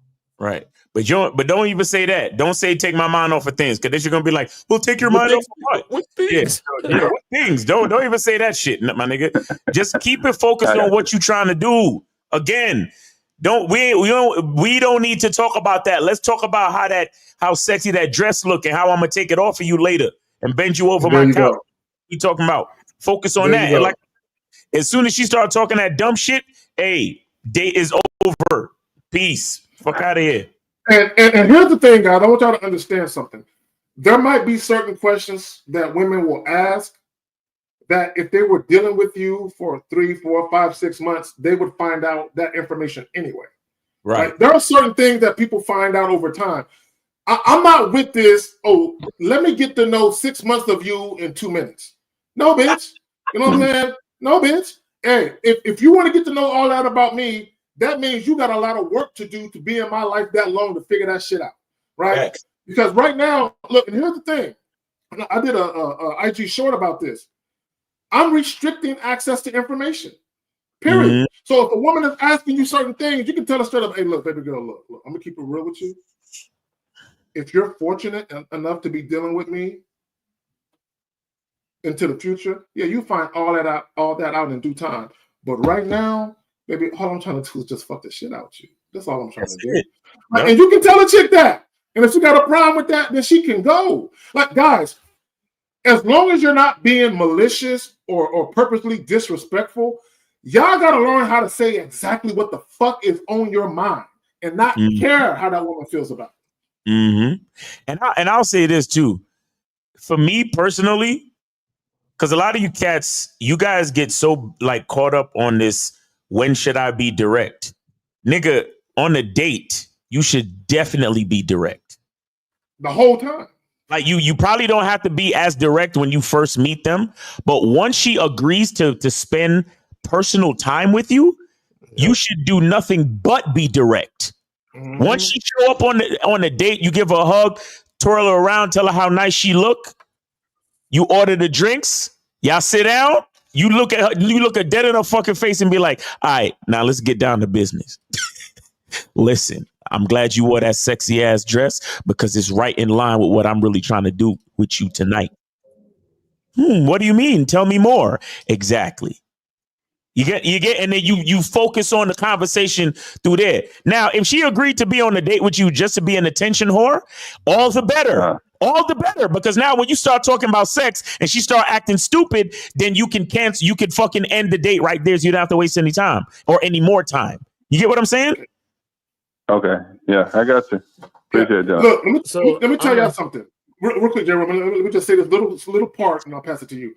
Guys, the moment you broach the topic of sex, the woman's response will tell you everything you need to know. Facts. But go ahead, Jim. No, I'm just a point about game and why you might need to talk to somebody or counseling. Game sometimes doesn't change what you say, but it changes how you say it and for the motive of how you say things. Right. And that's the thing that people got to realize is that, be intentional with what you're saying and why you're saying it. Right. Real talk. Oh, but the caller hung up. He wanted to be a good guy. He wanted to be a good guy. That's what and she a Christian too. She a Christian, so he was trying to respect. And don't let women hit y'all with that religious shit. I'm a Christian. Hey, but you gonna sin for me. You know what I'm saying? You're about to be the devil's side chick tonight. Look, you can respect people's values and beliefs and all of that, but don't allow someone else's values get you off your shit. Right. You know what I'm saying? Because a woman can tell me, well, I'm really religious. I'm going to be like, word? Hey, check this out. So you got like a nun costume you can wear when we fuck? You know what I'm saying? So it don't matter what a woman got going on. It's about you and what you got going on. And if the woman got a problem with the way you articulate yourself or the way you convey who you are, then obviously you're not compatible and that ain't the woman for you. Don't hide yourself from women. And don't water yourself down to try and make yourself, appear more appealing to a woman. No, just be yourself. Now, here's the key. If you don't like yourself, being yourself might not be the best thing. I don't know. Right? You got to actually like yourself. And I think a lot of guys, they don't really like themselves, which is why they lead with their money. Which is why they lead with extravagant dates, because they don't feel who they are as men is good enough, right, for the woman. Or they don't feel who they are as a man is attractive. So they feel like, you know, I got to get her to fuck with me. And because I'm insecure and I have low self-esteem and I'm not a self-assured man, I really don't feel comfortable being who I am. Oh, I know what I do. Here's my money. I'll put that in front of me. Here's my accolades and achievements. I'll put that in front of me. And I think based on what society says, she'll like that about me. No, it don't work that way. Guys, it don't. And again, here's the thing. When you talk about being a well-rounded man, part of being a well-rounded man is having your shit together financially. Right? But part of being that guy, being him, is across the board, you're a solid man. Everything about you is solid. The way you carry yourself, the way you live your life. Shout out to EO, and I know you say it, Miles, having a dope life. And part of having a dope life is living where you want to live for the most part based on your income, and driving what you want to drive for the most part based on your income. But you just having a lifestyle that you like. You being able to move around, travel, do the things you want to do based on your financial success. But at the same time, none of that is you. That's not who you are. Your ability to take trips when you want, your ability to drive a luxury automobile, none of those things are who you are as a man. These are just things you say, you know what, I have the money to afford these toys, right? Let me go ahead and buy myself something nice because I deserve it, right? But it's not about let me buy something because I think women will like me for it. How dumb are you? So real quick, the holiness with the $4.99, he says, how do you separate or define who you are from what you do? You show women who you are. Introduce women to who you are. You know, I got a partner. All you got to do is have a conversation. Go ahead, Jeff. Go ahead. No, I got a partner. He's a millionaire, man. When we was younger, he already owned stores. You know, he was always busy, savvy like that. Always, you know, took what he earned from, you know, I don't even know if he was ever in the street, but he took what he earned and made some great moves. This dude walks around with flip-flops, shirt, jeans all day long. But he got game though. So he's always with something, right? That you would never know this guy is that guy, you know, with his money as far as what he has. But he likes who he is though. That's who he is. So I don't think I ever seen the dude dress up nice. I didn't think I ever seen him, you know, roll through. I remember one time, the only time I ever seen him really spend his money is when he bought, I think it was the new Camaro when it came out. He said he always liked the Camaro and bought it when it came out. Besides that, you wouldn't even know. Like he paid cash for it. Wow, I want that car. He was one of the first ones I seen rolling with that car. But that was the only thing that anybody could say, like, oh, he got some money, because he don't roll like that. That's a person that knows who they are and likes themselves for who they are. And when I tell you he wears flip-flops, the majority of the time he wears flip-flops, but we got to call it though. All right, so we got 205. You're on live with the Manhood is a Skill Set show. We got your host, K-Zag. We also got J. Roman and Miles. Name, age, city. How can we help you? Yo, Stefan, Birmingham. Salute to J. Roman, Miles, and K-Zag. I'm just holding this on YouTube. It's good. Okay, how old are you? 31. Sorry, I forgot the question. You're not, all right. Appreciate you, brother. Go ahead, man. Yeah, no, I just wanted more clarity on that. So, you know, like somebody may say, man, who are you? They may ask you that. And most of the time you're going to respond. Well, I would, not you all, but I would respond either I don't know, or I will respond with something that's superficial, like, oh, I'm going to list what I do for a living, or I'm going to list, you know, something that really ain't tapping into who I am. And so that's what I'm asking, like, how do you differentiate? Do you say, oh, I'm the guy that plays basketball, or I'm the guy that plays football? You talking about if a woman asks you what you do for a living? Nah, he asked, who are you? Who are you? So, like, who are you? Like, for instance, Steve asks the question all the time, like, who are you? You know what I mean? Like, what? My question is, how do you define it? Are you defining it by asking yourself, or is that based on... Well, you define it by your character as a man. Look, when we talk about having honor, having integrity, having dignity, standing on something, right? Being loyal to your family and friends. That's who I am. That's who I'm a dependable, loyal individual, right? I have integrity. I have honor. I don't mislead people. I don't do people dirty, right? That's who I am, right? Also, me doing this, you. Okay. Yeah. It's part of your. Yeah, put it like And this. belief, though. Let's say you die. Let's say you die, right? And I'm not wishing that on you, but let's say, well, let me put it another way. Let's say when you pass away, and at your funeral, let's say 5 people are talking. Like none of these 5 people know each other, and the only reason they are even in the same place is because they're there to tell you farewell and shit. But these 5 people start laughing and talking about you. How did you know them? These 5 people, although they don't know each other, when they begin to share stories about you, there should be a lot of similarities where they can be like, yeah, you too. Because you're so consistent. Your character as a man is so consistent, right? But if you're completely different, and other people, I didn't know that about them. What that shows is you probably don't stand on nothing. Like it's the saying, if you have a lot of friends, you're probably fake. You see what I'm saying? Whereas people who have less friends are probably real, because when you're real, most people don't like to be around people who are too real, because phony people stand out amongst a group of real niggas. Go ahead, y'all got it. Real quick, caller, hold on 1 second. Shout out to Unique79 for the 20-pound super chat. He says, when a woman respects a man with resources, it should only be for the reason that he is disciplined and responsible. Resources do not create sexual attraction, and it does not turn a woman on. It never lead with resources. All right, cool. Go ahead. Jay, did you have something? Oh, for the caller? Yeah. What's your name? That's where I would lead at. Yeah. Hey, I'm Jay Roman. Right. You know, and we would go from there, but it would not be. And I like Zach's analogy. When people pass, they don't be like, man, he owned a lot of homes. Right. He drove a nice car. They talk about who you were and how you made them feel. Who you were as an individual. And what you meant to them. Yes. Exactly. And that's the thing that, you know, it is. Like, that's the thing that this is. Like, you got, if you were stripped of everything, like for me, like I've been stripped of everything, and I will survive because I've done it before and I know it. Right. So I'll survive and I'll rebuild. That's what I talk about. Hey, if anybody, you rebuild, you survive, you go on from there.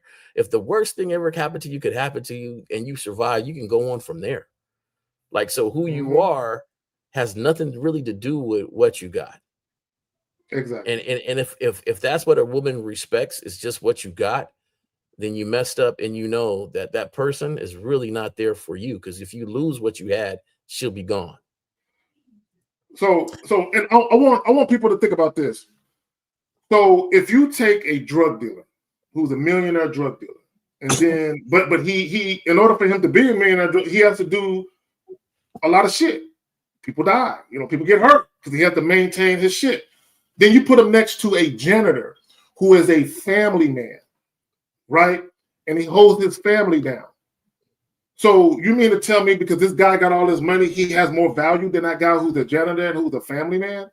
See, you have to look at the character of people and how they move if you're really going to judge people, right? But a lot of people, they look at money and they get enamored and they almost admire. Oh man, look at this lifestyle. You know, I admire him. Why?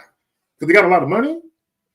That means you're too easily influenced by that shit. Now, there's nothing wrong with money, right? There's nothing wrong with having a luxurious lifestyle. Nothing wrong with any of that.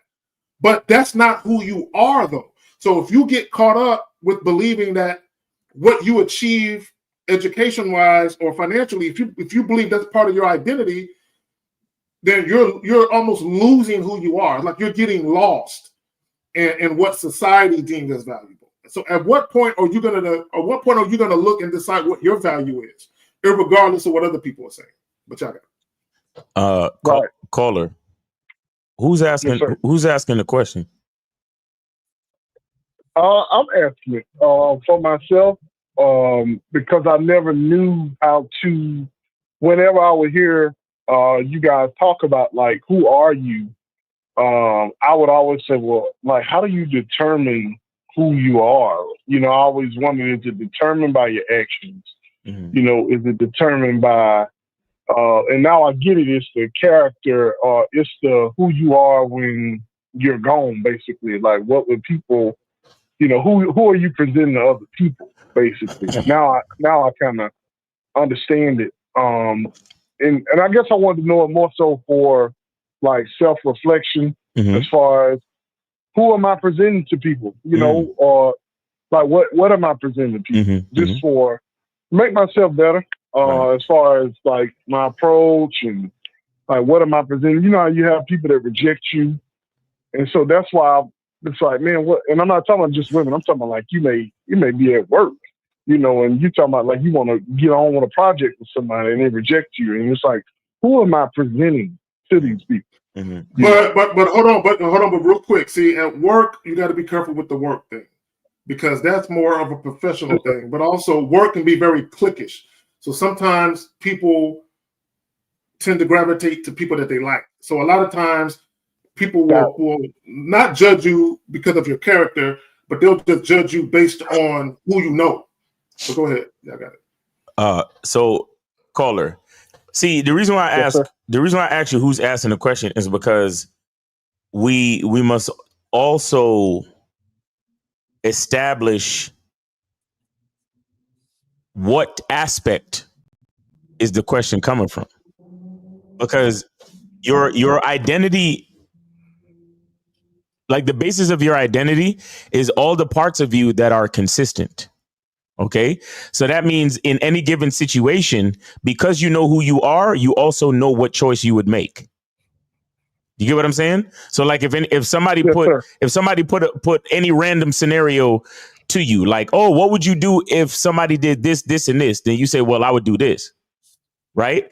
And so each one of those, the consistency of those type of the consistency within your choice is like a you know, kind of like a what do you call that? Like a scope of seeing who you are. You get what I'm saying? So that's what I'm saying. Like if you're on a date, because, you know, you might be on a date with a chick and she says, so, you know, so who are you? I would have to be like, well, you know, I'm a complicated individual. You got to give me some type of aspect, or you have to give me some, you got to let me know more specifically what you're trying to figure out about me.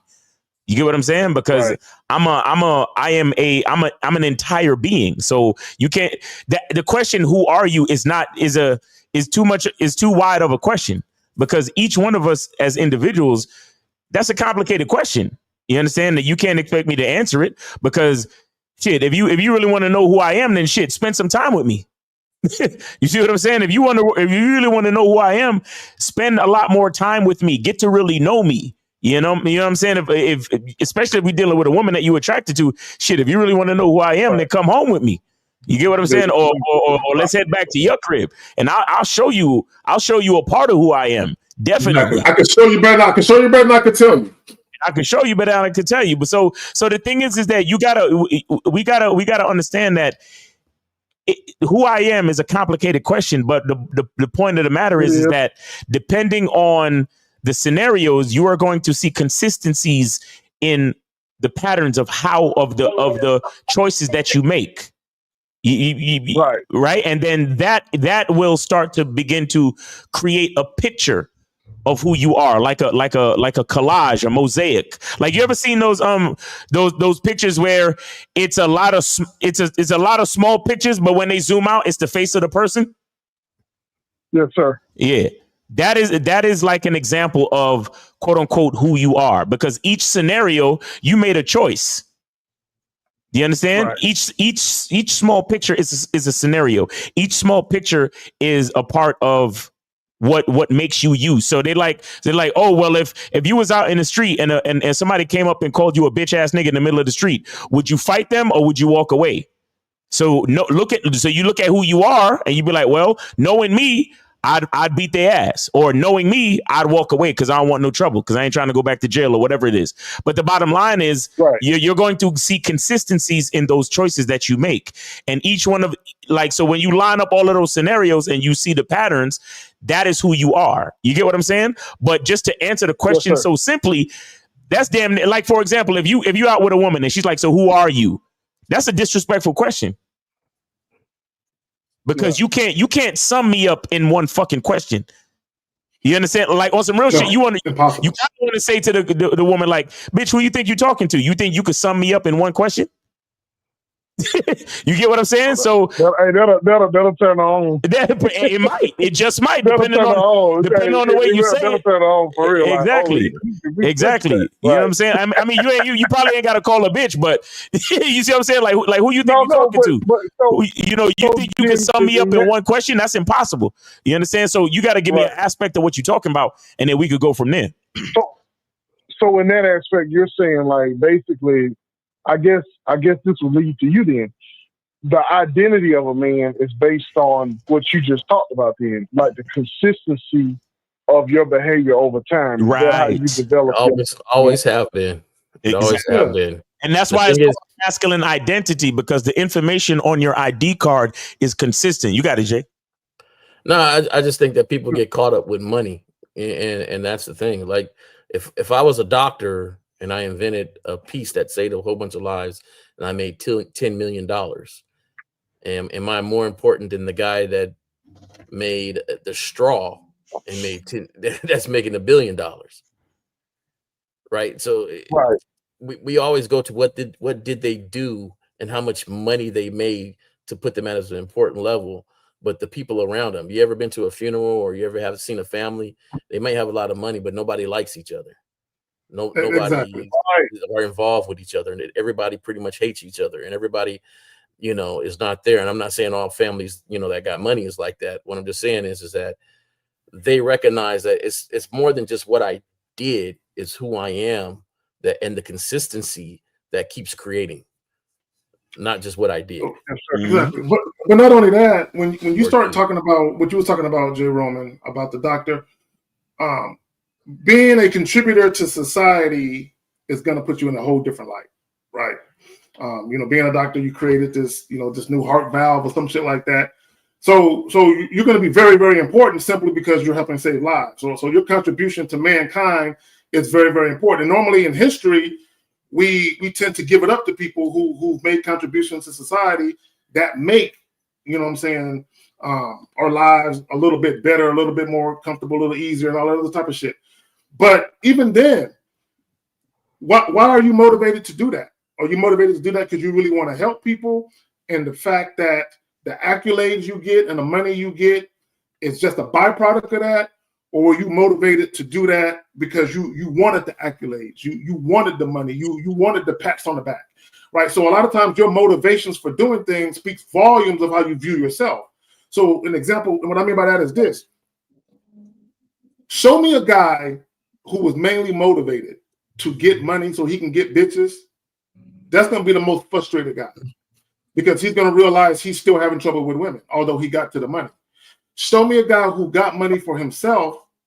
There's no reason for him to be frustrated when he's having trouble with women because his money, his accolades, his accomplishments was always about himself, right? But when you do things, when you attempt to acquire things or accomplish things for the validations of others, and you don't get that validation, you're going to be mad at the people.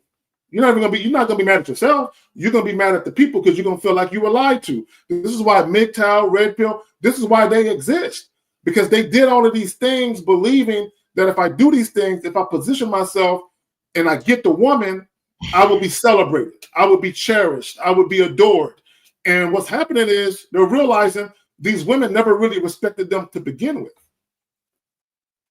So Unique has a question.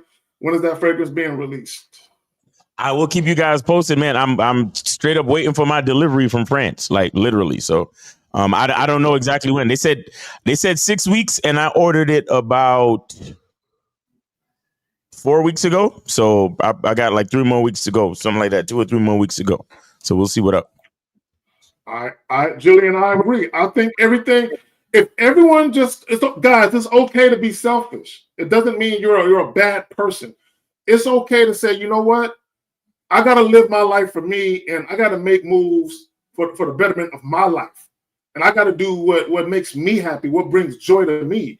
And if I should happen to meet somebody where they can catch some of this residue and they can get some joy too, then fine. But everything you should do should be for you. And and shout out to the Saint in the Center. He says something that stuck with me, and it's real. Be good to good people. Be good to good people.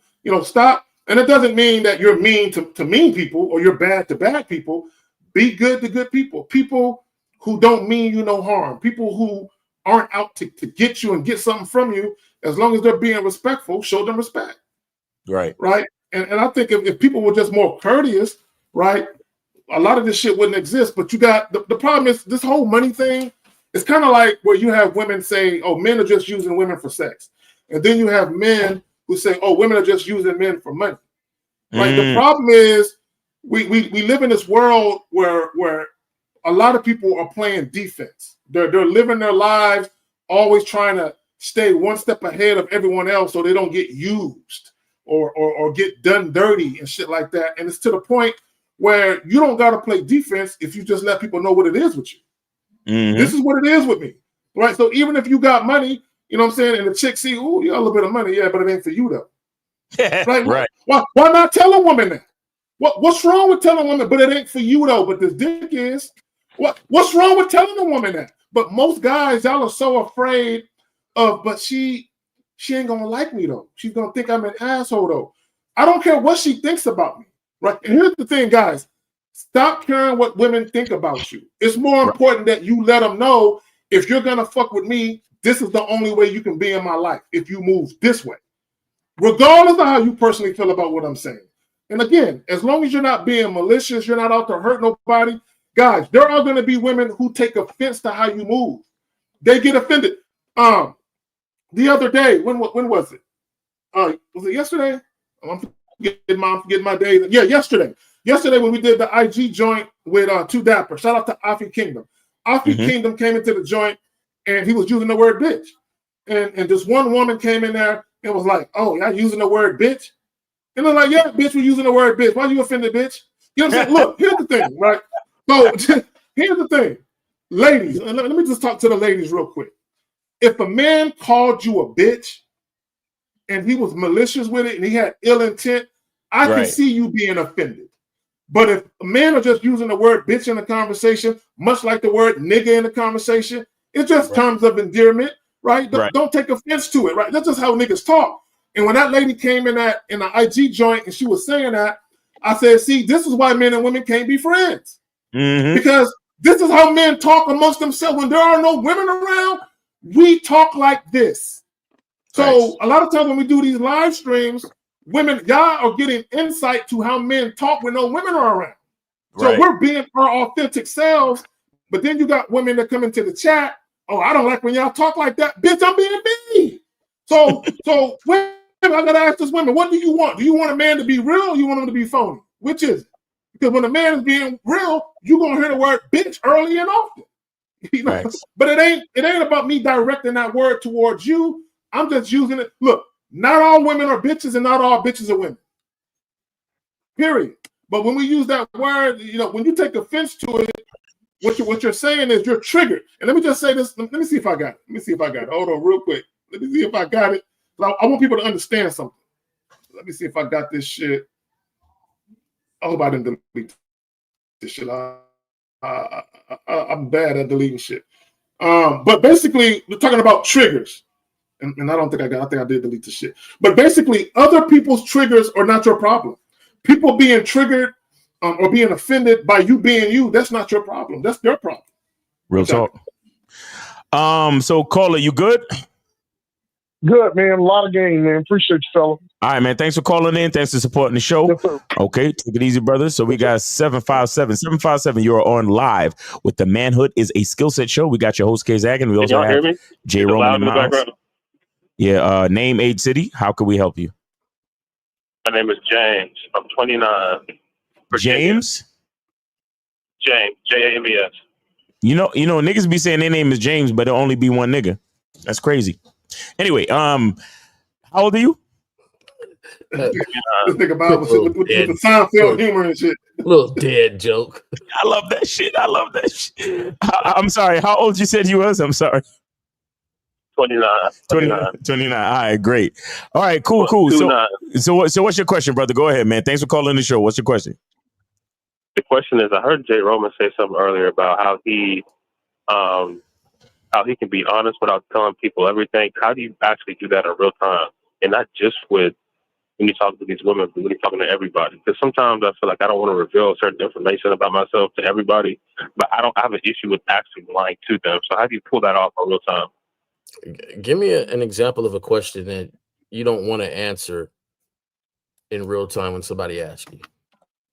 So I know. Hey, man, what do you do for work? I don't want to tell them what I do for work.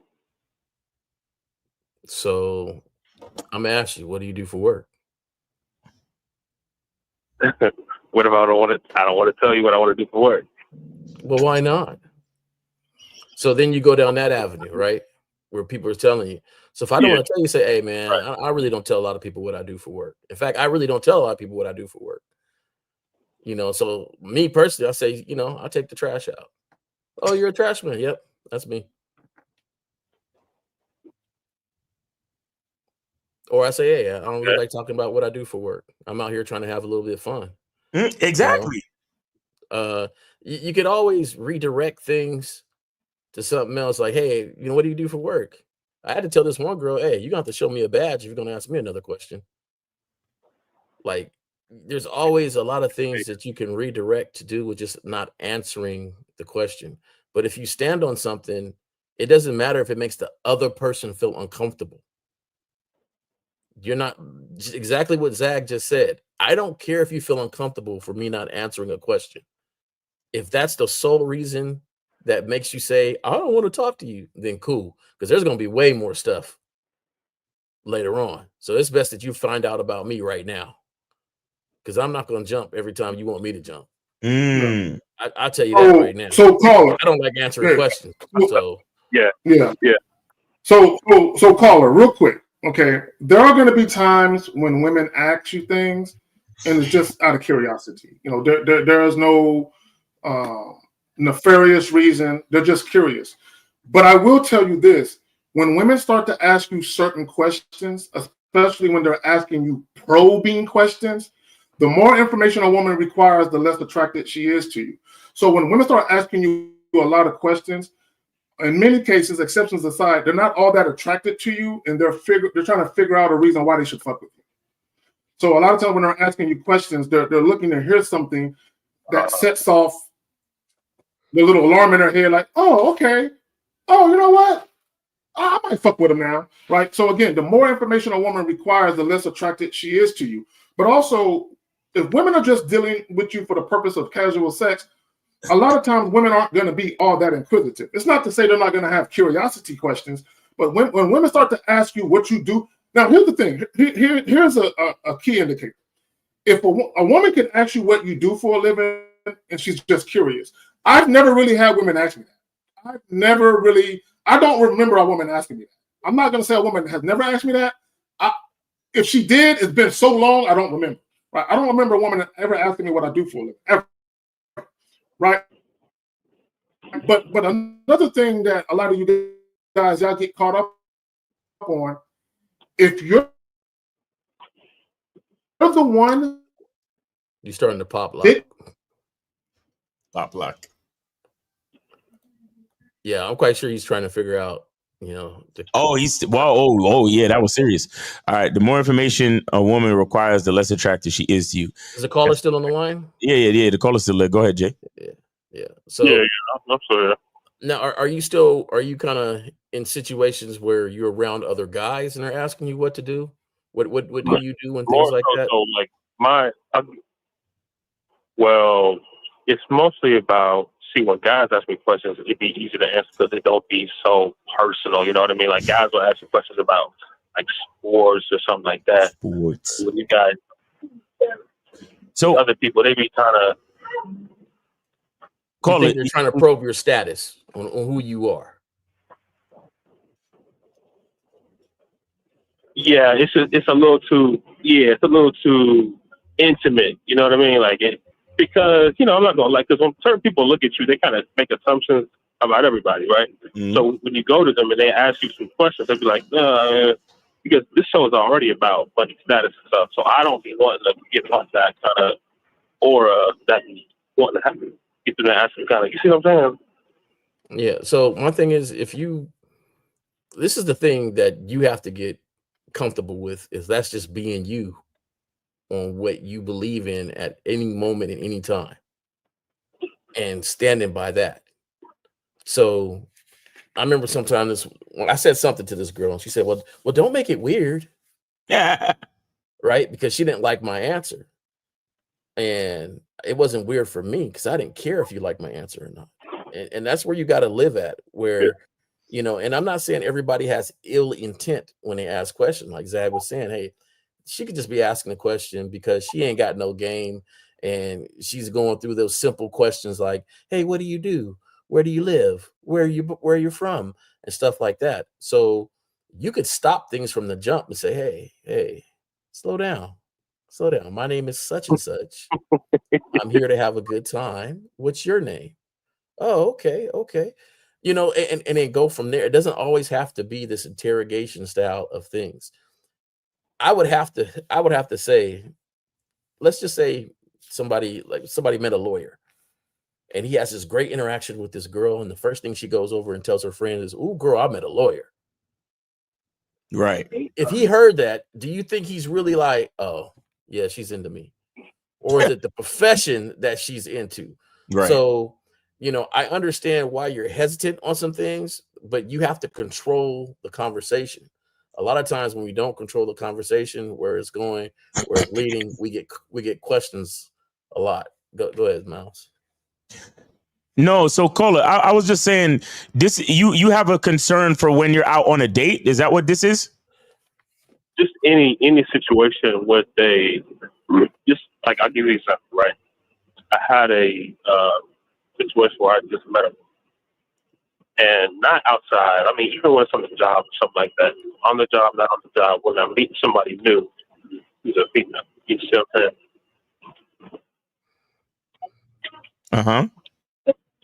And what happened? So like they'll be like, "Hey, do you have kids?" Like, what is that? Like when they ask you, "Hey, do you have kids?" I don't mind answering that question because I don't have kids. You know what I'm saying? But then it leads to where do you live, or what do you do, or something Okay. like that. All right. So here's the thing. You need to practice. You need to practice doing what Jay Roman told you. And I'll add this. Focus on what you trying to do. Stop letting people dictate the conversations you have with them. Do you understand? Learn how to dictate the conversation. So whatever it is, you meet a woman and y'all talking and you find her attractive, say to yourself, okay, what am I trying to do with this chick? I'm trying to get with her so we could meet up for a drink, go out on a date, so we could check this chemistry to see if we could smash. So then you say to her, listen, what I'm trying to do with you, all that information don't even matter. When are you free for us to meet up for a drink? You need to focus on what you're trying to do, redirect the conversation. That's it. That's it. You need to stop. You need to stop feeling like you're at the subject of whatever another person want to talk about. You ain't got to talk about what they want to talk about. Talk about what you want to talk about. Now, and here is another one of those beautiful situations where you get to see what you're dealing with. Now, if you change the situation to, let's meet up and get together, and she start talking some other shit, talking about, well, why you ain't answering my question? And Kazak can put it up earlier. The more information she wants, the less attracted she is to you. So you'll get your answer, bro. You'll get your answer before you even have to answer her question. Do you understand what I'm saying? Yeah, I see what you mean. You sound like, how old are you again? I'm 29. I'm 29 years old. You're 29. Act like a nigga who almost 30 and stop acting like a fucking teenager. You sound like you answering questions to who left the dishes in the sink last night. That's what you sound like.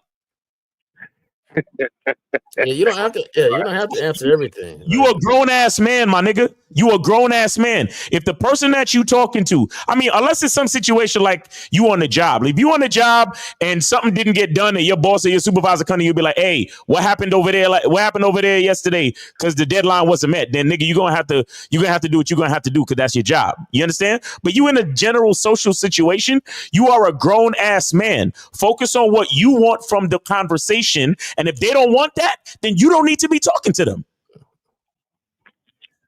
Okay. people got everybody ain't for everybody, and more guys have to understand that. Just because you look at a woman and she seems attractive, she's nice, it doesn't mean that one is for you. Right. And that's the thing. Like everybody, and when you roll like that, it's easier because now you're not trying to qualify for everybody.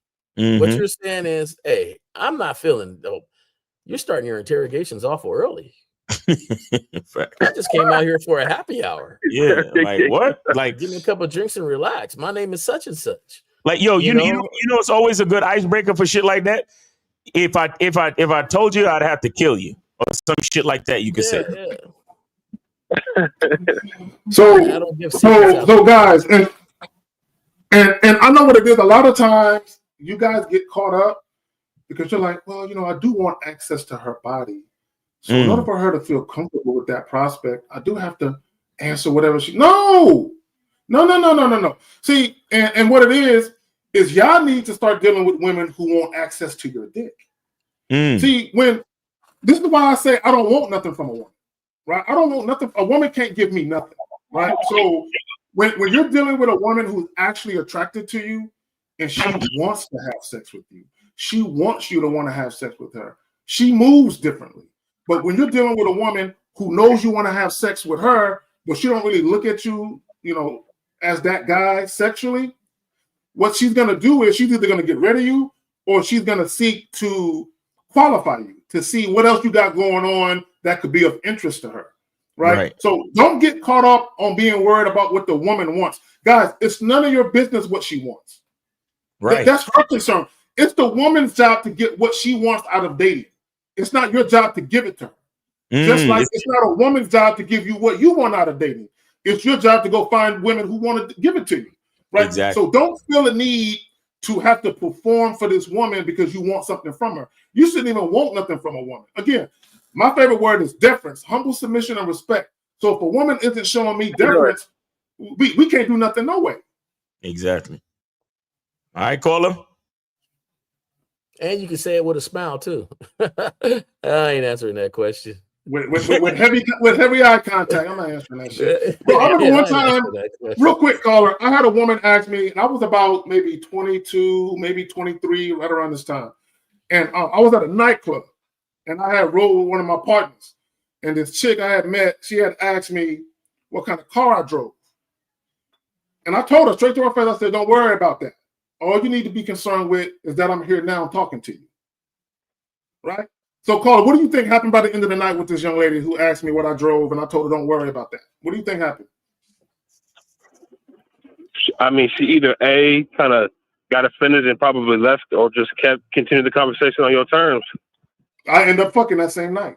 Right? So the point I'm trying to make is she asked me this question. I redirected her back to the task at hand, which is don't worry about all that. All you need to be concerned with is that I got here to be able to be talking to you right now. So let's focus on this conversation we have. Right. All I did was redirect her, and she liked that shit. And I wasn't doing it because I thought she might like it. I was doing it because I thought the bitch was being nosy, worrying about shit that don't matter. But I redirected her, not caring what the result was going to be. I didn't know I was going to fuck at the end of the night. I had no clue I was going to fuck. I just stuck to the script of doing me and making sure the woman understands you need to be more focused on this, not that. Right. Yeah, and the point I wanted to make with Zach's story there is I'm quite sure he was cool with either way. Mm-hmm. Yeah, if she didn't respond right, you know, I had a partner, I think it's corny, but you know, I was there when he said it. So he was like, I remember some girl asked him some question and he said, how much does a polar bear weigh? Mm-hmm. And she was like, what? He was like, enough to break the ice. And she's like, what does that got to do with anything? He says, oh, I thought we was just asking random questions. you know, I was like, oh, you so cool. But hey, you know, she didn't think it was funny, but at the same time, he didn't, you know, we didn't care. It was just like, yo, I'm not here for your interrogation. Exactly. Shit. Look, if anything, I'm here to make myself laugh. I could give a fuck if you found it funny. Hey, I mean, I have fun when I go out, so I don't know about anybody else. How much does a polar bear weigh? Enough to break the ice. And quick question. This is another. I know Zach was talking about this. By the way, hey Zach, hey Mal. I didn't properly greet y'all at the beginning, but Hey, yeah, appreciate it. so going out to meet women, right? I know like bars and clubs are popular, but do you guys have any other recommendations? Because like the club scene is actually getting kind of dangerous to be at. With people kind of popping off. Yeah. What club you go to, man? Yeah, what city you live in, my nigga? Well, I live in Virginia, but I'm just saying, you know, people be Oh, going crazy. yeah, you in Virginia. So see, the question is, where do you like to hang out, though? That's the real question.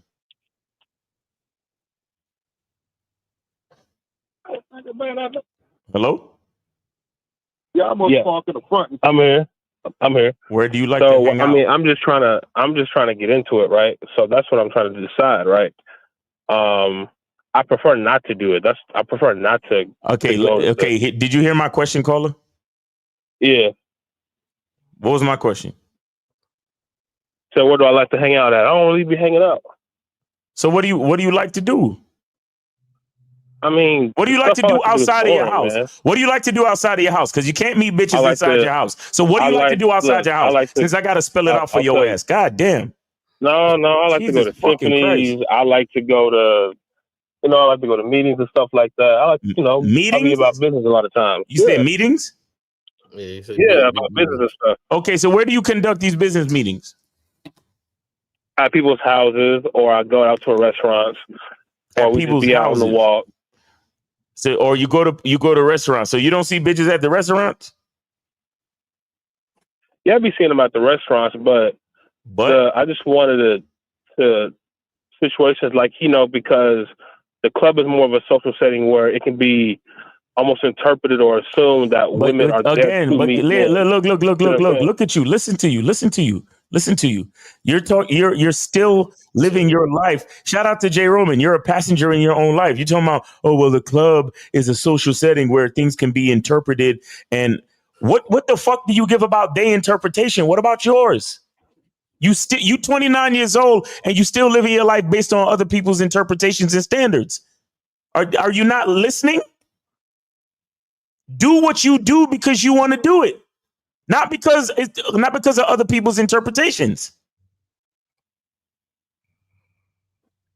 Hello? Yeah, but I hear you, man. But I'm just trying to look at the realistic part of it because Wait, stop. What is unrealistic about you being at a restaurant? You see a woman because a lot of restaurants have bars. Or I've chatted chicks up. I've seen a chick. I've been in Seattle. I was in Seattle, and I actually chatted a chick up because I saw her having dinner by herself, and I chatted the chick up. Turns out we was at the same hotel and shit. Huh? That's not realistic? I mean, no, it is realistic. What the fuck is wrong with you? You see, even when you say the words realistic, you're still basing it off of other people's ideas. So, caller, you can meet women anywhere, bro. I've met women literally pumping gas. Like I'm pumping gas, and I look and I see this chick get out. And she look at me and I nod my head and I smile and I do this. And she nods her head, yes, and I get the digits. I've been on a highway, like literally going 60 miles an hour passing up a chick. And I look and I honk my horn. And she looks at me and I do like this. And she says yes, and I point. And we pull over on the fucking highway or exit real quick and exchange contact information. Now, I did these things when I was a much younger man, of course. But the point is, you can meet women anywhere. Anywhere.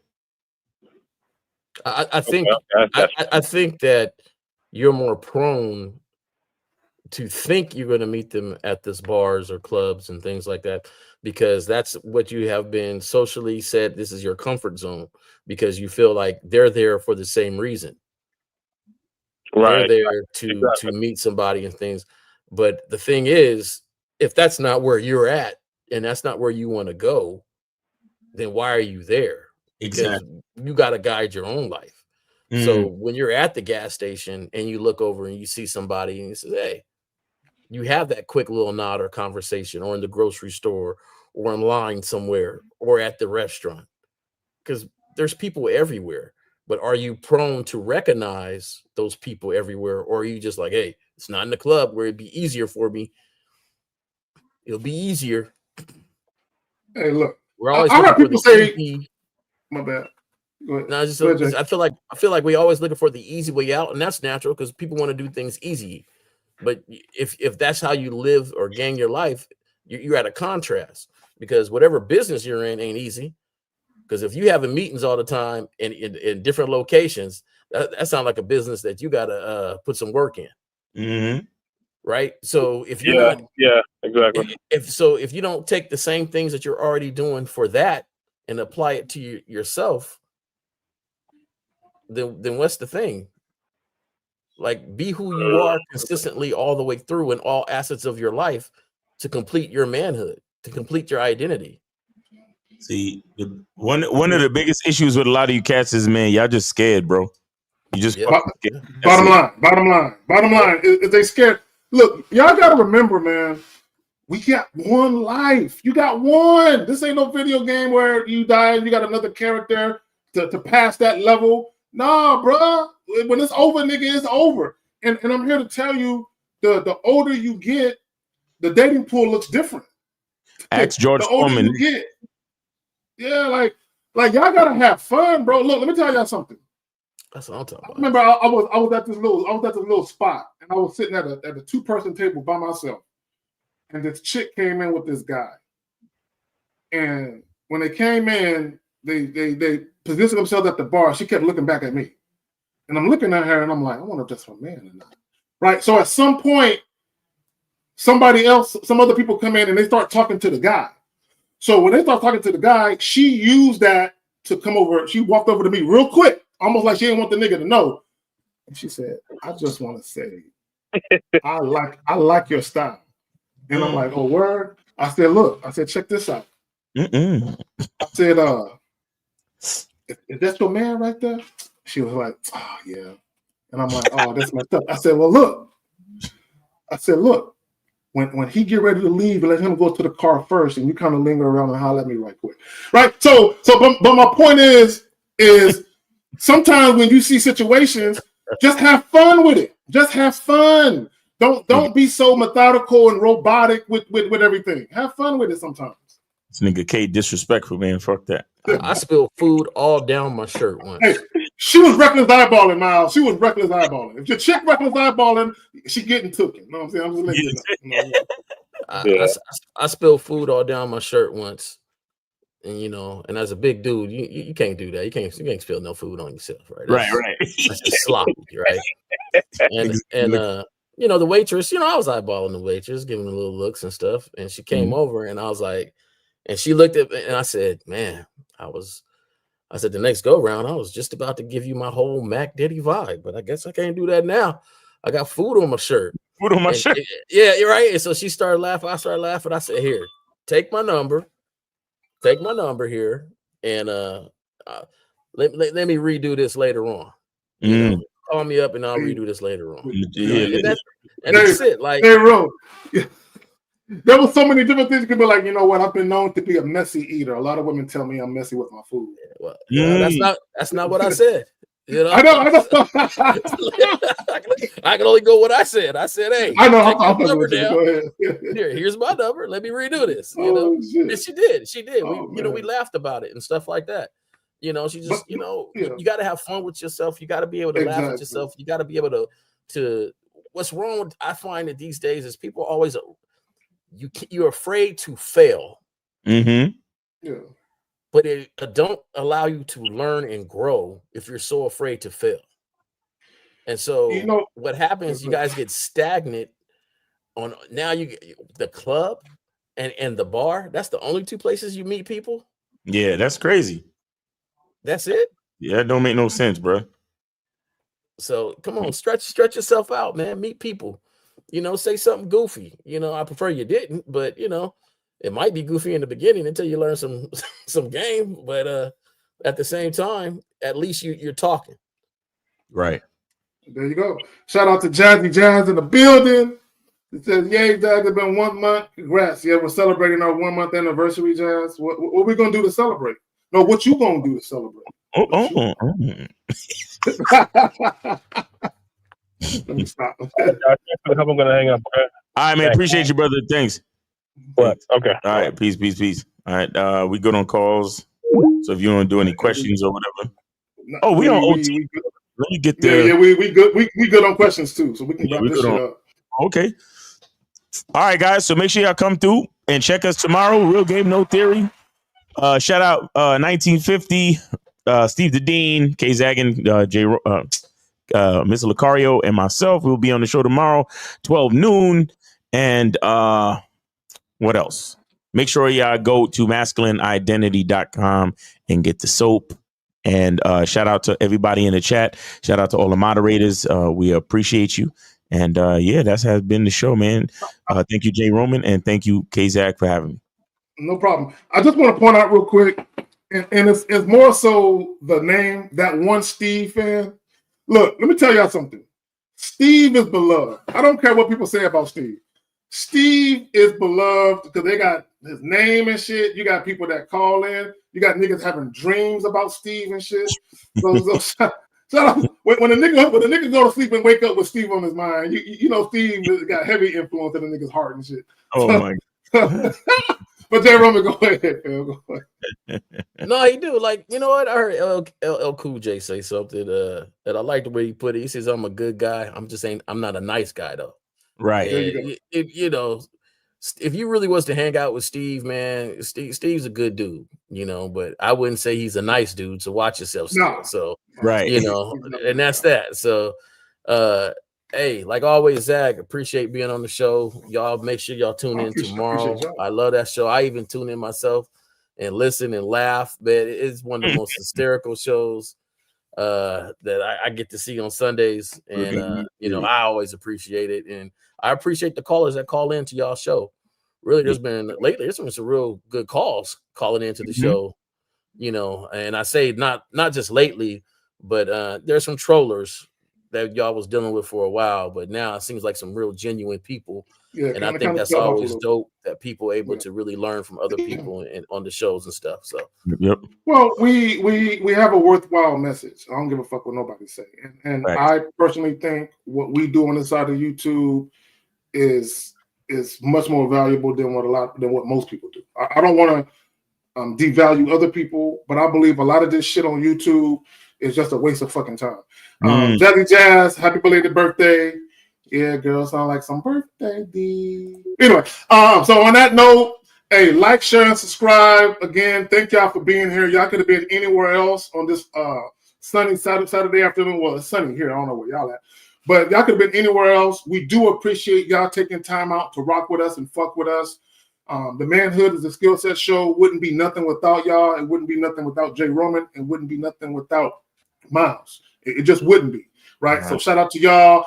On the way out, like, share, and subscribe. Thank y'all for coming through tomorrow, 11 a.m. Central, 12 Eastern.